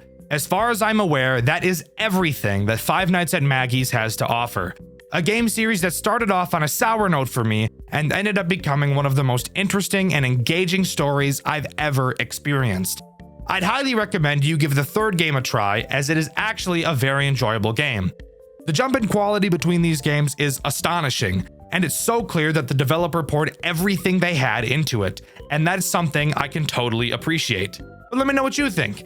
Do you agree with me, or do you think that this series was actually complete perfection the entire way through? Let me know in the comments below. In my SCP Endurance video, I asked you guys who your favorite SCP was and why. My favorite comment was this one by Maincrack. They said SCP-001, and I agree. Honestly, one of the coolest SCPs ever designed, and of course, an absolute classic. Well guys, another day, another new FNAF fan game coming out of the woodworks, and that FNAF fan game being spammed in my comments until I cover it. Usually when this happens, of course, I'm inclined to look at the project that people are talking about, and a lot of the time I add that game to my list of games to play over on Dxtr Black. Well, today is no different. One of the newest FNAF fan games to come out this year is none other than Fred and Pals. The game we'll be covering in today's video. Plenty of people have asked to hear about this one, and for a pretty damn good reason. There's a lot to talk about. So strap in as I talk about the highs and the lows of Fred and Pals. Wasting no time at all in detaching my balls and gently tossing them into night one, we already have a bit to talk about. Mainly the tools at our disposal, how they function, and why it makes me want to put my balls in a meat grinder. To start, we have several directions we can look in inside of our office. Obviously, we can look directly in front of us, to both sides of us, and of course, behind us. In front of us is our camera system. To our left and right, we have our doors, and right behind us is a power switch. But we'll talk about that later. What is important is this little handheld device we have, the SMU. While looking behind us, or while standing next to either of the doors, we'll be able to pull up this device. While it's held, you'll be able to select any of the 4 characters in this game. And by holding down the trigger, we can shoot something in the direction we're aiming. What are we shooting? That I don't know the answer to. The device only has 3 shots in it before it needs to recharge, so we can't just be spamming this thing throughout the whole night. Unfortunate, I know, but I guess video game balancing will do what it has to do. Speaking of these characters we need to shoot, who are they? Well, actually, before we talk about that, you're getting ahead of yourself. We need to talk about the cameras first. Oh boy, the cameras. This is a lot more than you think it's going to be. Fred and Pals decided that the camera system is where they needed to deviate from the normal FNAF game. And while I do appreciate the creativity, I don't appreciate it by itself. I want to preface, it's not bad, It's just a lot. To start, there is a metric shitload of cameras. Of course, my favorite thing when it comes to cameras, you can't move your mouse to select which one you want to use. You have to use A and D to scroll through each of the cameras. So 1, 2, 3, 1, 2, 3, 1, 2, 3, 4. 1, 2, 3, 4, 1, 2, 3, 1, 2, 3. However, unlike most other FNAF games that use this mechanic, it's not the slowest thing on planet Earth. No, quite the opposite, actually. You can scroll through cameras so quickly that sometimes you'll surf through 2 on accident. It is incredibly easy to do this and will 100% lead to you getting lost as to which camera you're currently looking at and figuring out how far away you are from the camera you actually want to look at. Speaking of looking at the cameras, let's talk about how fucking sick these ones look. They use night vision, which is why they're so green, but it also puts this crazy filter over them, which I think looks incredible. But hush up, I'm not done talking about how the camera controls. I know I'm all over the place with my explanations right now, but I don't care. You may be thinking while looking at these cameras, hey Dexter, these camera shots are kind of small. Why aren't the cameras scrolling back and forth? Fantastic question. The answer to that is you have to scroll them yourself. I'm getting flashbacks to late shift at Nintendo World. Please don't do this to me again. You have to click and drag with your mouse to scroll the cameras. But the best part, the cameras scroll in the opposite direction that you drag it in. So that's a bit disorienting to get used to, but get used to it, you must.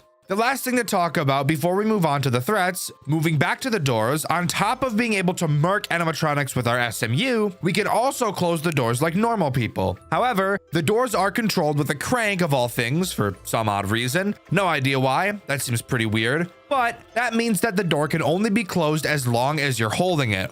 But we'll get more into doors and how useful they are a bit later. For now, let's talk about the one threat this night introduces, Fluppy.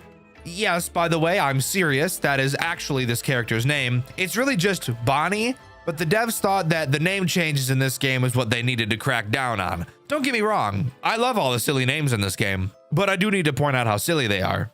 Fluppy's goal is to make it to your left door, just like Bonnie from FNAF 1. He will slowly creep through all of the cameras until he gets there. And this is where I want to mention how fucking nasty these characters look, especially the poses that they're put in on these cameras. Seriously, look at Fluppy, bro. Tell me it doesn't look like he's a child predator. He does. Child predator ass rabbit. Look at that.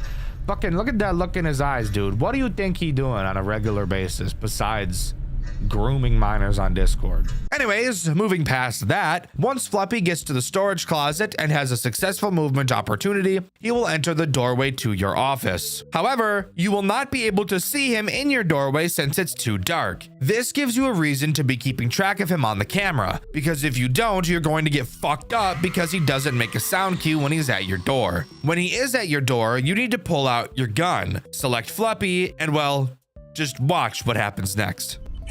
Boom, bitch!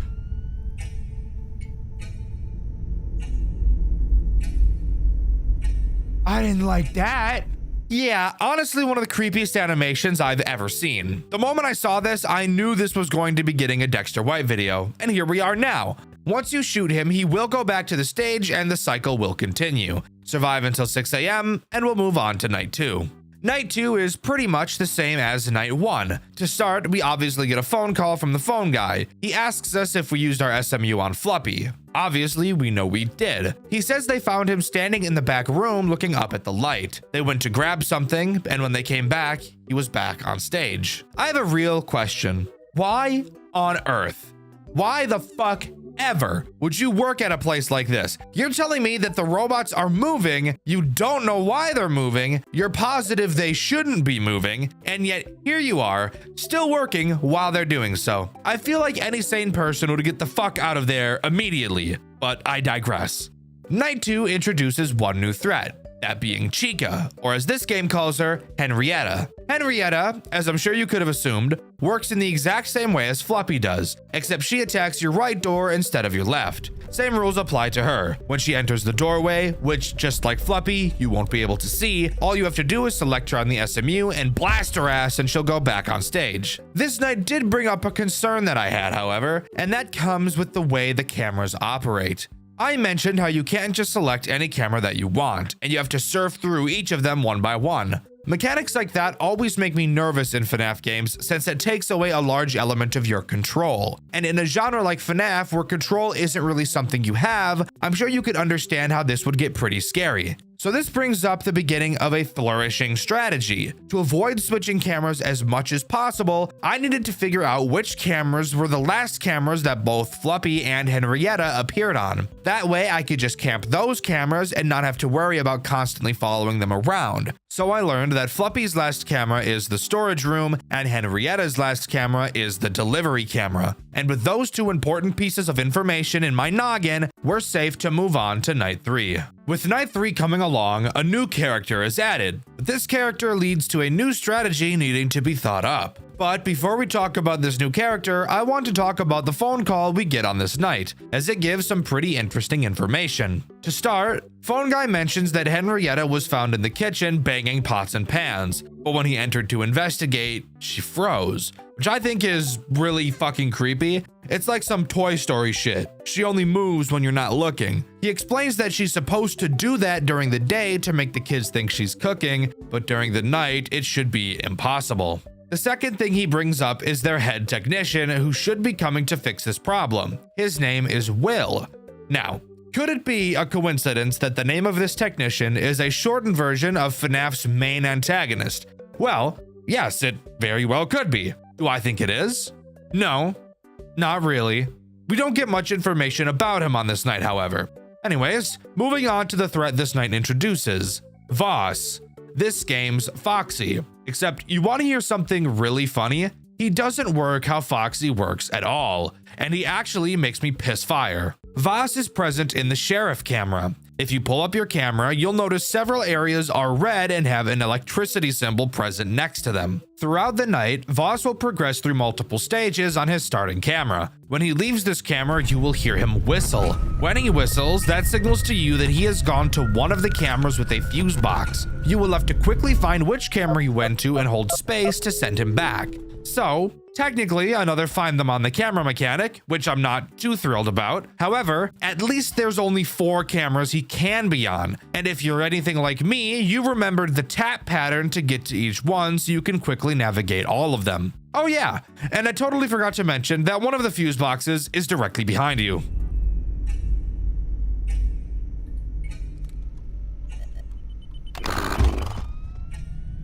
I totally forgot that my office has one of those too. Oh my god. I'm paranoid.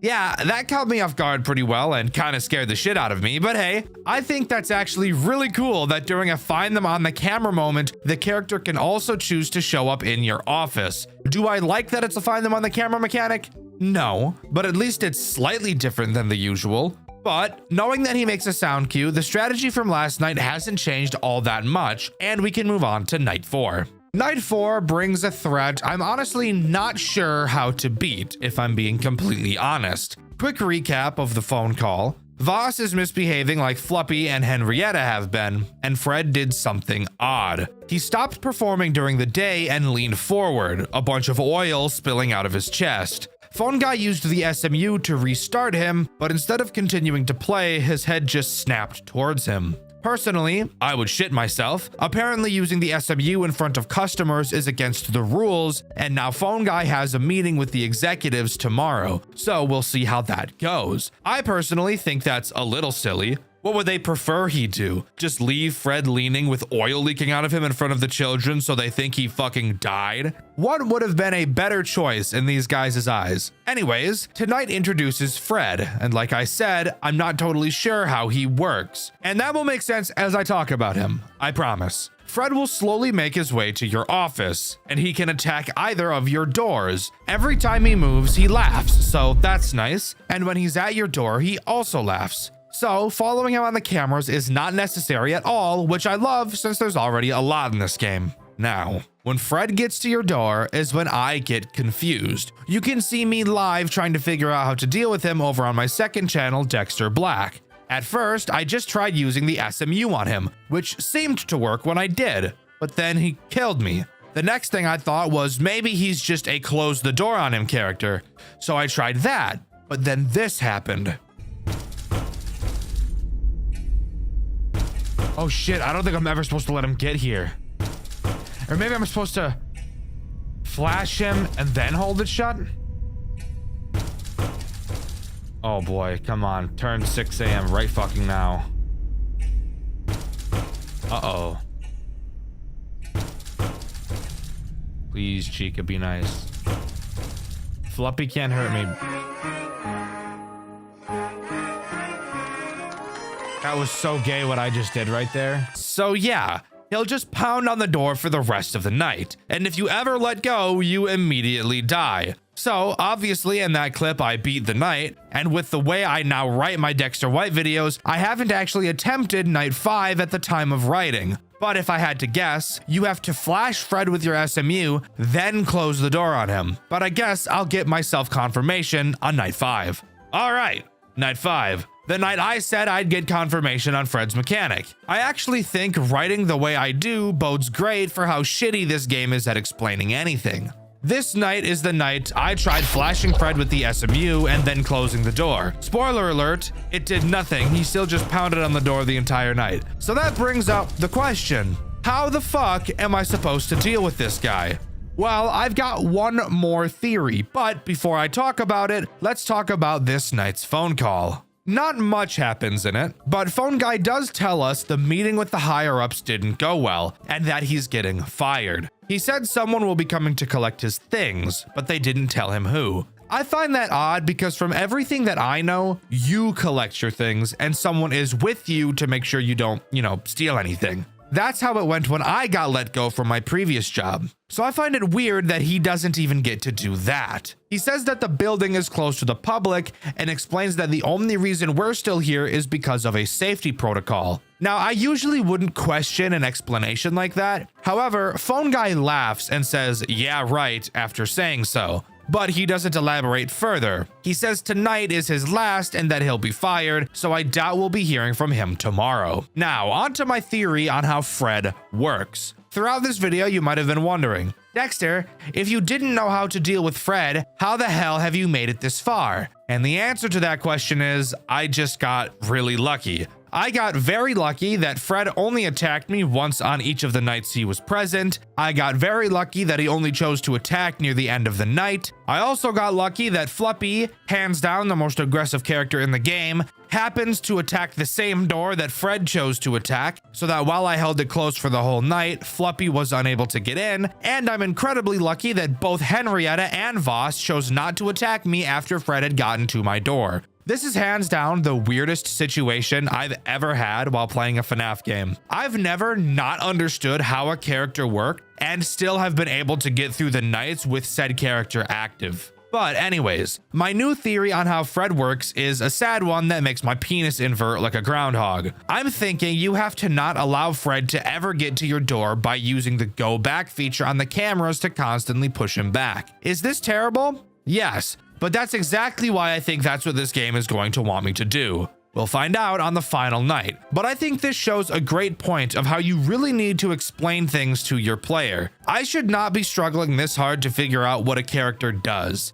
Sure, you could argue that the Phone Guy saying Fred's head snapped towards him when he used the SMU was a hint to not use the SMU on him, which sure, I think that's a bit silly, but we'll roll with it. But even if that was the case, the game explained to me how the other characters worked in detail. Why not Fred? Also, if I can't use the SMU on Fred, then why the hell is it even an option on the SMU unless to hint at the fact that I can use it on him? Maybe I'm just going insane, but I don't think I am. At least give me a death explanation like a lot of FNAF fan games do. I love that shit. Anyways, time for us to move on to the final night. Hopefully it's not too bad. Okay, so night 6. Needless to say, is not even remotely close to what I expected it to be at all. But that's not a bad thing. Kind of. Let me explain. This night begins with us getting another phone call. If you're anything like me, you may be wondering who could be calling us, considering the Phone Guy, whose name is Dan, by the way, I just never mentioned that, was fired.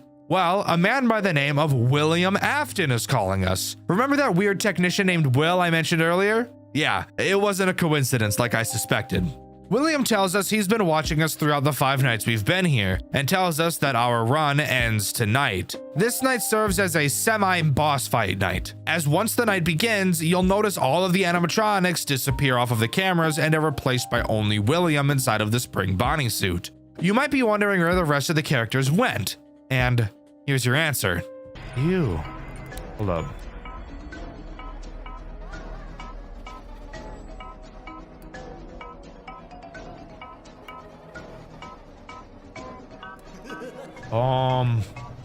The ghosts are fucking around me. Hello?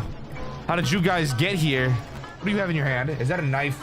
Bitch, don't come near me with that thing. So yeah, that's pretty terrifying. Anyways, how do you deal with Afton? Well, here's actually the really funny part about that. You don't. Because you can't. All of the characters are blocking your doors, preventing you from moving over to them. So when William gets to your office, you'll be dead no matter what. However, you getting knocked out by William in the office is intended, as after you come to, you'll find yourself in the back room of the building, stuffed inside of a springlock suit, with William standing in front of you. He has a classic villain monologue, and I'll just let him do the talking. Good morning. So, finally awake? Head still ringing?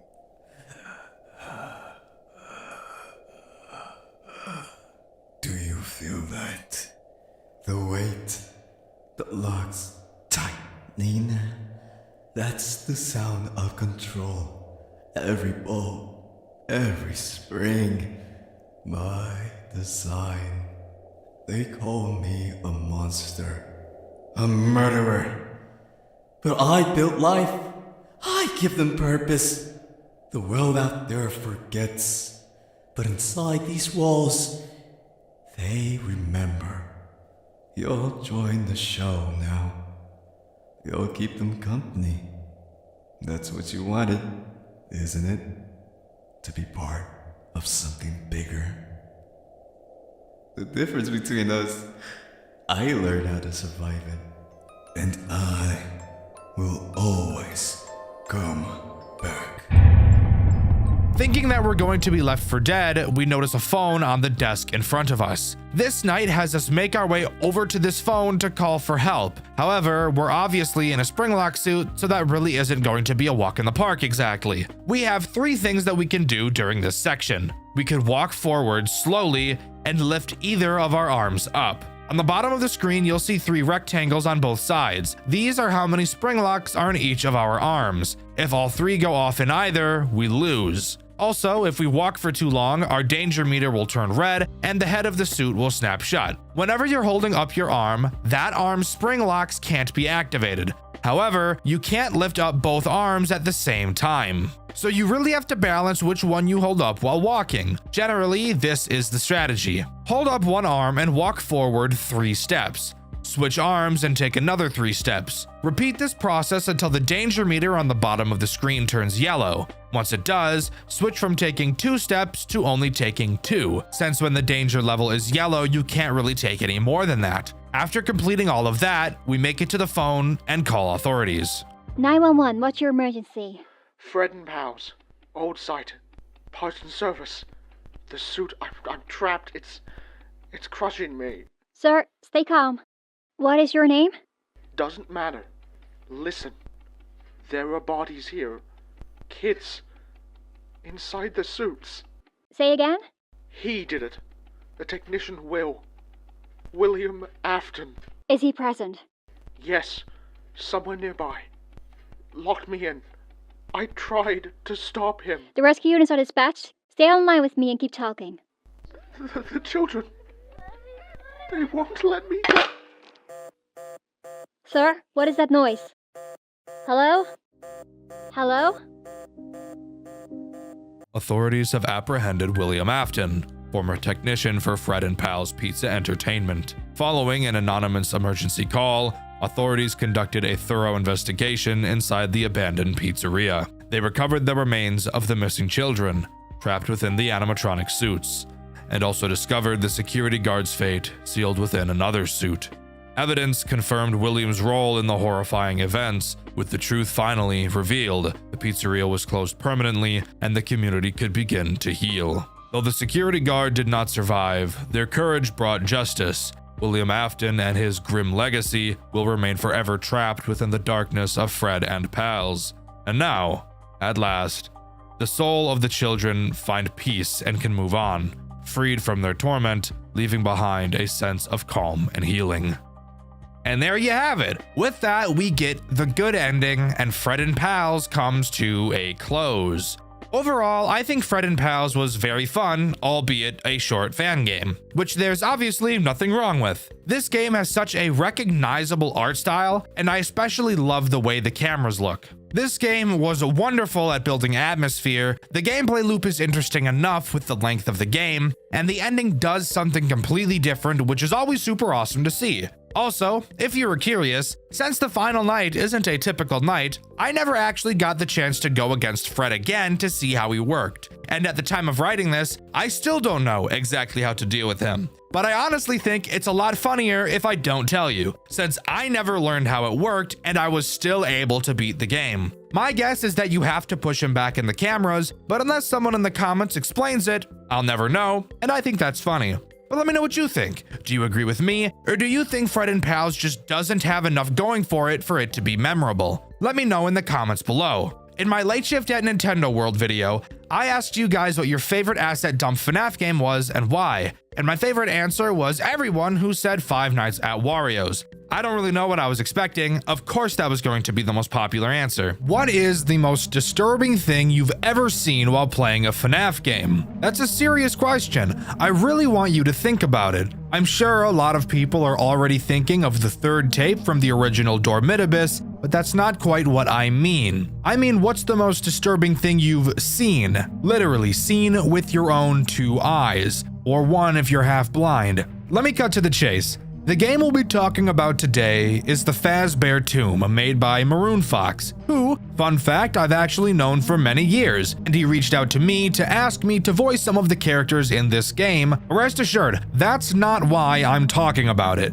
The Fazbear Tomb has some of the most shocking imagery I've ever seen in any FNAF game ever. So let's waste no time and jump right into it. With nowhere better to start than night one is where we will start, and we actually get to walk into the building instead of just being dropped right into our office, which I always think is pretty cool. Starting outside, we enter the building and walk into the dining area where we can see Bonnie and Freddy. Chica is also on stage, you can tell because you can see her feet, but unfortunately the rest of her body is blocked by Freddy's enormous belly, which is just not ideal. Moving to our office, we sit down and I notice something immediately which I think is really cool. That being, instead of turning like in most FNAF games, you can actually turn 360 degrees inside of your office. It's such a small touch, but I really like it. Moving on to the tools at our disposal. There really isn't much to be said here. We have cameras and 3 doors to our office. 2 of the doors can be held shut, but the third door cannot, instead allowing us to play dead outside of it. Why can't we play dead next to all of the doors? That I don't really have the answer to. Oh yeah, we can also shine our light in all of the doorways, so that's nice too. We get a phone call from the phone guy, pretty typical stuff. He gives us the normal spiel of how to deal with the characters, which might make you think they'll all be activated on this night, but you'd be wrong. For some reason, we're told how to deal with every character on night 1, even though only 1 threat is introduced on this night. Not really sure why, but whatever. Oh yeah, and one more super cool thing about this game, the phone guy is played by me, so that was super fun. To make sure he doesn't get you, you must... Well, that is all the training for today. Good luck on your shift and have a killer time at Freddy's. There's 3 doors. What do you mean? What do I have to do?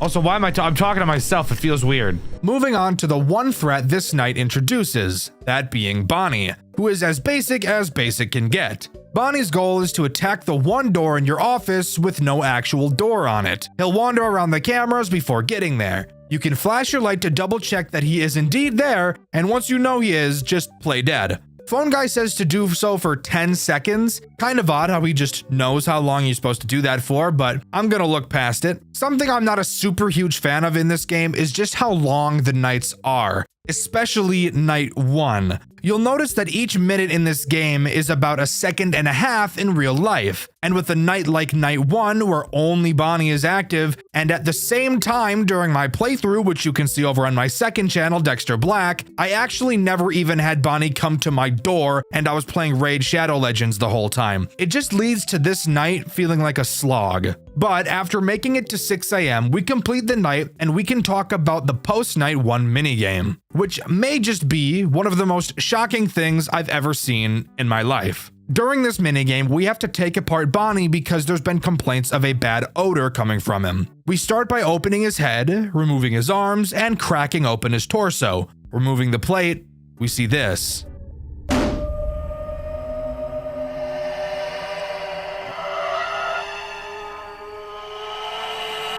That's right. We actually get to see the corpse of one of the missing children stuffed inside of Bonnie. Truly one of the most gruesome things I've ever seen in a FNAF game before. I don't think any other game that I know of has ever actually directly shown you the bodies of the children. So needless to say, seeing this was crazy. After that shocking reveal, we get a very odd cutscene. A large amount of words are said, but I can't really make out most of it. I'll play it here with subtitles of what I could make out, but I'll need your guys' help in the comments to decipher everything. But even yet I refrained and kept still. I scarcely breathed. I held the lantern motionless. I tried how steadily I could maintain the ray upon the eye. Meantime, the hellish tattoo of the heart increased.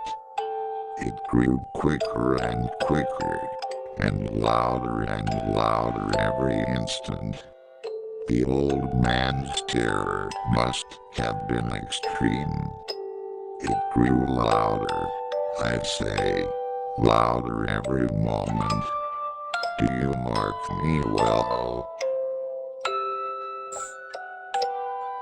Night 2, here we are. Let's just say action from these robots picks up quite a bit on this night. Night 2 only introduces one new threat, that being Chica, as I'm sure you could have guessed. And I'm gonna be honest, Chica brings up a really big glaring flaw that this game has. That being that the gameplay is boring as fuck. But let's explain what Chica does first. Chica will move around the cameras until making her way to your second door. Once she approaches, you can flash your light to check she's there, and if she is, hold the door closed until you hear her go away. This is also the first night I actually had Bonnie attack me, and something I noticed about these two is just how long it takes for both of them to leave your door.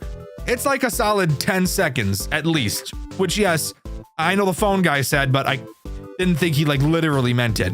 But can you notice the issue this game already has? Both Bonnie and Chica do the exact same thing. And while sure, you could argue that Bonnie and Chica do the same thing in a lot of games, but when the cast of characters is so small, I think that should make you more inclined to make everyone do something unique. This franchise has been around for over a decade. I would like to see the community do something different, and I feel like this game tries to hide the fact that everything is the same. Sure, you have 3 doors, but 2 of them are just a close them when someone is there mechanic, and the other is a play dead mechanic, which by the way is literally exactly the same as holding the door closed, except there's no animation, the screen just turns black. And this is what I mean. It feels like the game is trying to make you think that Bonnie has a different mechanic from Chica because it calls it something different. But in reality, you're just holding control for both of them, so it feels a bit disingenuous. But on the other hand, the character AI has definitely ramped up on this night. During night 1, I was never attacked by Bonnie the entire time. This time around, I was attacked by him a good handful of times, and Chica tried to rail me a couple of times too. So at least during this night, I couldn't play another game at the exact same time like I could on night 1, which is a good sign of progress. Oh yeah, I should probably mention the phone call on this night too, since it is pretty interesting. It seems like a previous night guard was able to intercept the phone's connection. Don't ask how, just accept it. He talks about how the robots are out to kill. We already knew that. and he explains Foxy and Freddy's mechanics, which is good since the phone guy on night 1 cut out before he could finish talking about Freddy and how he worked. I'm obviously not going to tell you how to deal with Freddy and Foxy right now since they aren't even active at this point, so let's just move on to the post-night 2 minigame. Something I want to quickly preface is that technically these are not post-night minigames, they're technically pre-night minigames, but I'm so used to talking about the minigames after talking about the night. So just know that this minigame I'm about to talk about isn't a post-night 2 minigame, but is really a pre-night 3 minigame. Who really cares though? It's all in the same order. In this game, we play as a very slow, fat child, not based, the most horrendous, creepy looking 8-bit Spring Bonnie I've ever seen in my life appears to tell us he has a gift for us. A very special one. We follow him through 2 rooms and see a gift box on the ground, but Spring Bonnie is nowhere in sight. Upon approaching the box, Spring Bonnie sprints at Mach 46 in our direction and presumably murks us, ending the minigame. So, not nearly as interesting as last night's minigame, but maybe this showed what happened just before what we saw in that last minigame. Or who knows, maybe this is one of the other dead children altogether. Right now it's hard to say, but let's continue on to night 3. On night 3, I was expecting one new character to be introduced, since it seems we're only going to be getting the 4 characters from the first FNAF game. Introducing one every night makes sense to me. But no, we have 2 threats to talk about on this night. So let's start with the least interesting one, Freddy. Freddy works, quite literally, in the exact same way as Bonnie and Chica, with the exact same attack pattern and the exact same way of dealing with him. He will attack your 3rd door, except he doesn't like to be flashed by your light. So if you ever do, he'll kill you instantly, even if you close the door directly afterwards, which doesn't make sense. So this brings up a question of how you're supposed to know when Freddy is there. Well, this game tells you that you'll be able to hear Freddy breathing when he's outside of your door. However, I was unable to hear the breathing, ever. Or, if I was able to hear the breathing, I was unable to tell it was breathing, since there are so many other fucking random noises that happen constantly throughout this game. You wanna know why I never heard the breathing sound effect? I checked the code of this game myself, and yeah, it's literally never programmed to play the breathing sound. Here is the code for the breathing sound. You see that start sound, pick random 1 to 4? There are 4 breathing sounds, and this plays one of those at random. You'll notice that these 2 blocks aren't attached to anything, and I never moved them. By the way, there is nothing that triggers these 2 blocks. This is all of the code for Freddy reaching your door. You'll notice a few weird things about it. That it starts by running a broadcast for Bonnie arriving. Spoiler alert, I have no idea why it's called Bonnie Arrive. The only thing this broadcast does is run a function in another sprite that plays footstep sounds. The other weird thing you'll notice about this code is that, yes, it actually does start sound, but not sounds 1 to 4. Instead, sounds 5 to 10. Well, what are sounds 5 to 10? You might ask. Well, they're footstep sounds. All of them. Sounds 5 through 10 are all footstep sounds. But why the fuck would you even need to play footstep sounds if right before that block you have the Bonnie Arrive broadcast that plays fucking footstep sounds? And why are there breathing sounds in this game that are never used, pretty much making it impossible to know when Freddy is ever at your door? I have no idea. And yes, by the way, I checked everything in the AI management code, and nowhere besides those 2 blocks that are detached and never called that I showed earlier does the code ever call for sounds 1 through 4 to ever be played. I have no idea what's going on. But worry not, I found a strategy for dealing with Freddy. We know because of the Bonnie Arrive script that whenever any character shows up at the door, we'll hear footsteps. Well, whenever I heard footsteps, I'd check Bonnie's door and Chica's door, since I could safely flash my light on them. If I didn't see either of those 2, then I'd know it has to be Freddy who's at my door, and, fun fact, Freddy doesn't appear to make footstep sound cues when he leaves either, so that's just great. Anyways, let's talk about the other threat this night introduces, Foxy. Foxy is pretty simple, but he is different from the other 3, thankfully. Foxy is in Pirate's Cove. Occasionally, throughout the night, he'll start humming like he tends to do. When he does, all you have to do is go to his camera and flash him with your camera light a few times and he'll close the curtain. So he doesn't even really do what normal Foxy does. Not that that's an issue, just thought I'd point it out.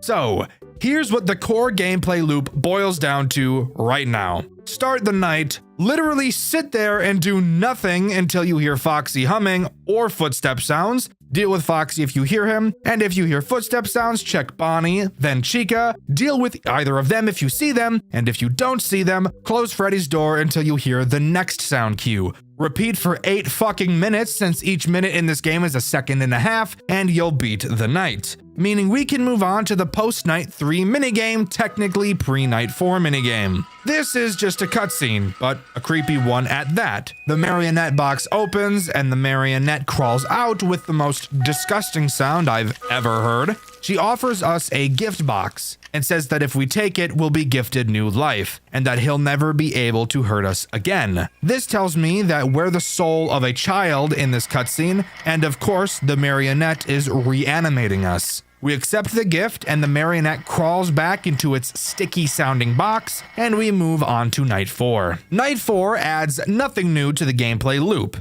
However, it is where I noticed a plethora of bugs in this game so horrific it's hard to describe. And pretty much every single bug stems from Freddy and the fact he will literally just ignore your door. He will also sometimes not play his footstep sound cue when he gets to the door. Oh yeah, and this part isn't a bug, but multiple characters can attack at the same time, guaranteeing that you lose the night because of RNG. That sounded rather loud.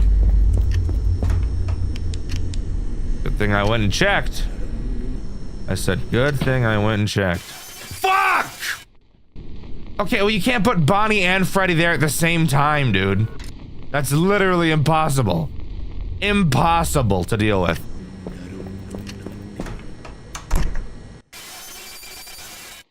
Really, bro? Bonnie. Fuck off. What the fuck, dude? This game fucking reeks. Holy shit. It's a broken fucking mess. So yeah, doesn't that just look like a ton of fun? Because it wasn't. Anyways, since there isn't actually anything new to talk about, we can move on to Night 5, which actually does introduce something pretty sick. But of course, before we talk about it, we need to talk about the pre-Night 5 minigame. It's a pretty shitty, boring minigame. It's literally just the opening to FNAF 2. We're in the POV of Freddy, and we can look back and forth at Bonnie and Chica. Nothing super crazy or groundbreaking happens. We don't even see the marionette like we do in FNAF 2. Alright, who cares? Now we can move on to Night 5. Well, let's just say that Night 5 is something different, acting as this game's boss fight night. Every character we've seen up until this point has been disabled, and we hear the doors to the entrance of the building open, only to see none other than William Afton inside of the Spring Bonnie suit enter the building. That's right, the boss fight is with Afton. Why is he here? I have no idea. Is it ever explained to us why he wants to come kill us? Just a security guard that he himself likely hired? Not at all. But are we gonna complete it nonetheless? Yes. Honestly, calling this night a boss fight is pretty generous, as Afton does not do anything interesting or different from the rest of the characters. He can attack 2 of your 3 doors, and I'll talk about why in a bit. He can attack the 2 doors that, well, actually have doors. Obviously, when he's there, just close the door and he'll leave. However, Afton is faster than every other character we've seen so far, so tracking him on the cameras to tell which door it is he actually went to is really important, since you won't have time to check both doors without him killing you. Once again, like Freddy, even if the fucking door is closed. Hello? Ah, bitch! The door's closed, dude. The bugs in this game, they're unbearable. They're unbearable. Unbearable, dude. The door was closed. Now, you may be wondering, why doesn't Afton attack the door that Bonnie attacks? The one with no door? Well, that would be because it'd be impossible to defend yourself. You might think that that would make it the perfect door for him to attack, but from a gameplay standpoint, you really can't have him attack that door, now can you? Because he's not going to believe that you're already dead, since he's a human and not a stupid fucking robot. So this once again brings up my point, why even make the first door's mechanic playing dead? Why not just make it another door? It would literally function the exact same way, plus it would give Afton another means of attack and make his boss fight actually make a little bit more sense and slightly more difficult. But let's even look past all of that. What happens once you beat the night? Well, get this. Afton enters the fucking office anyways. So like, what is the point of whatever we just did? Clearly he has the power to be able to get into your office regardless. This kind of feels more like what we did throughout the night didn't really matter, which, by the way, the nights in this game are way too fucking long for how boring the mechanics are. A game like Next Week at Freddy's can have really long nights because there's a lot of variables that can change throughout the night to make it interesting for a long time. But when every single character in the game is dealt with in the exact same way, 8-minute nights are just completely unnecessary and make the game feel like a drag. But like I said, after you complete the night, Afton gets into the office and we get the following cutscene. I found you at last. Did you really think you could hide? Did you really believe that you could cower away from me? I own you. I own this place. This is my kingdom, and I shall take you to my hell.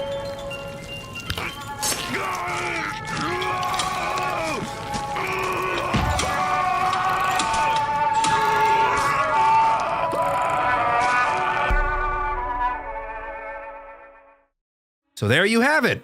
The marionette appears from the fucking ceiling. I guess she was just hiding up there the whole night, and she sets off the spring locks in Afton's suit. Which, by the way, once again, I have no idea why he's even wearing the spring lock suit. The robots are not even activated on this night, so it's not like he's trying to disguise himself from them. If anything, wearing the suit you killed them in would probably just piss them off. I'm not really sure. William dies in front of our eyes, and the Fazbear tomb comes to a close. Overall, I think it's pretty clear that there's a lot I see wrong with this game. However, I don't think it's necessarily bad. It's clear a lot more care went into the storytelling and the designs, which I can appreciate. I know Maroon Fox is already working on the second game, but if you're watching this, Maroon, which I'm pretty positive you are, you need to fix the problems I mentioned in this video before you release the second one, because this game was incredibly frustrating and it did not need to be. But let me know what you think. Do you agree with me, or do you think this is actually the coolest FNAF fan game of all time? Let me know in the comments below. In my Fred and Pals video, I asked you guys if you had to survive any official FNAF game, which would you choose and why? And my favorite answer is this one by Professionally Bizarre.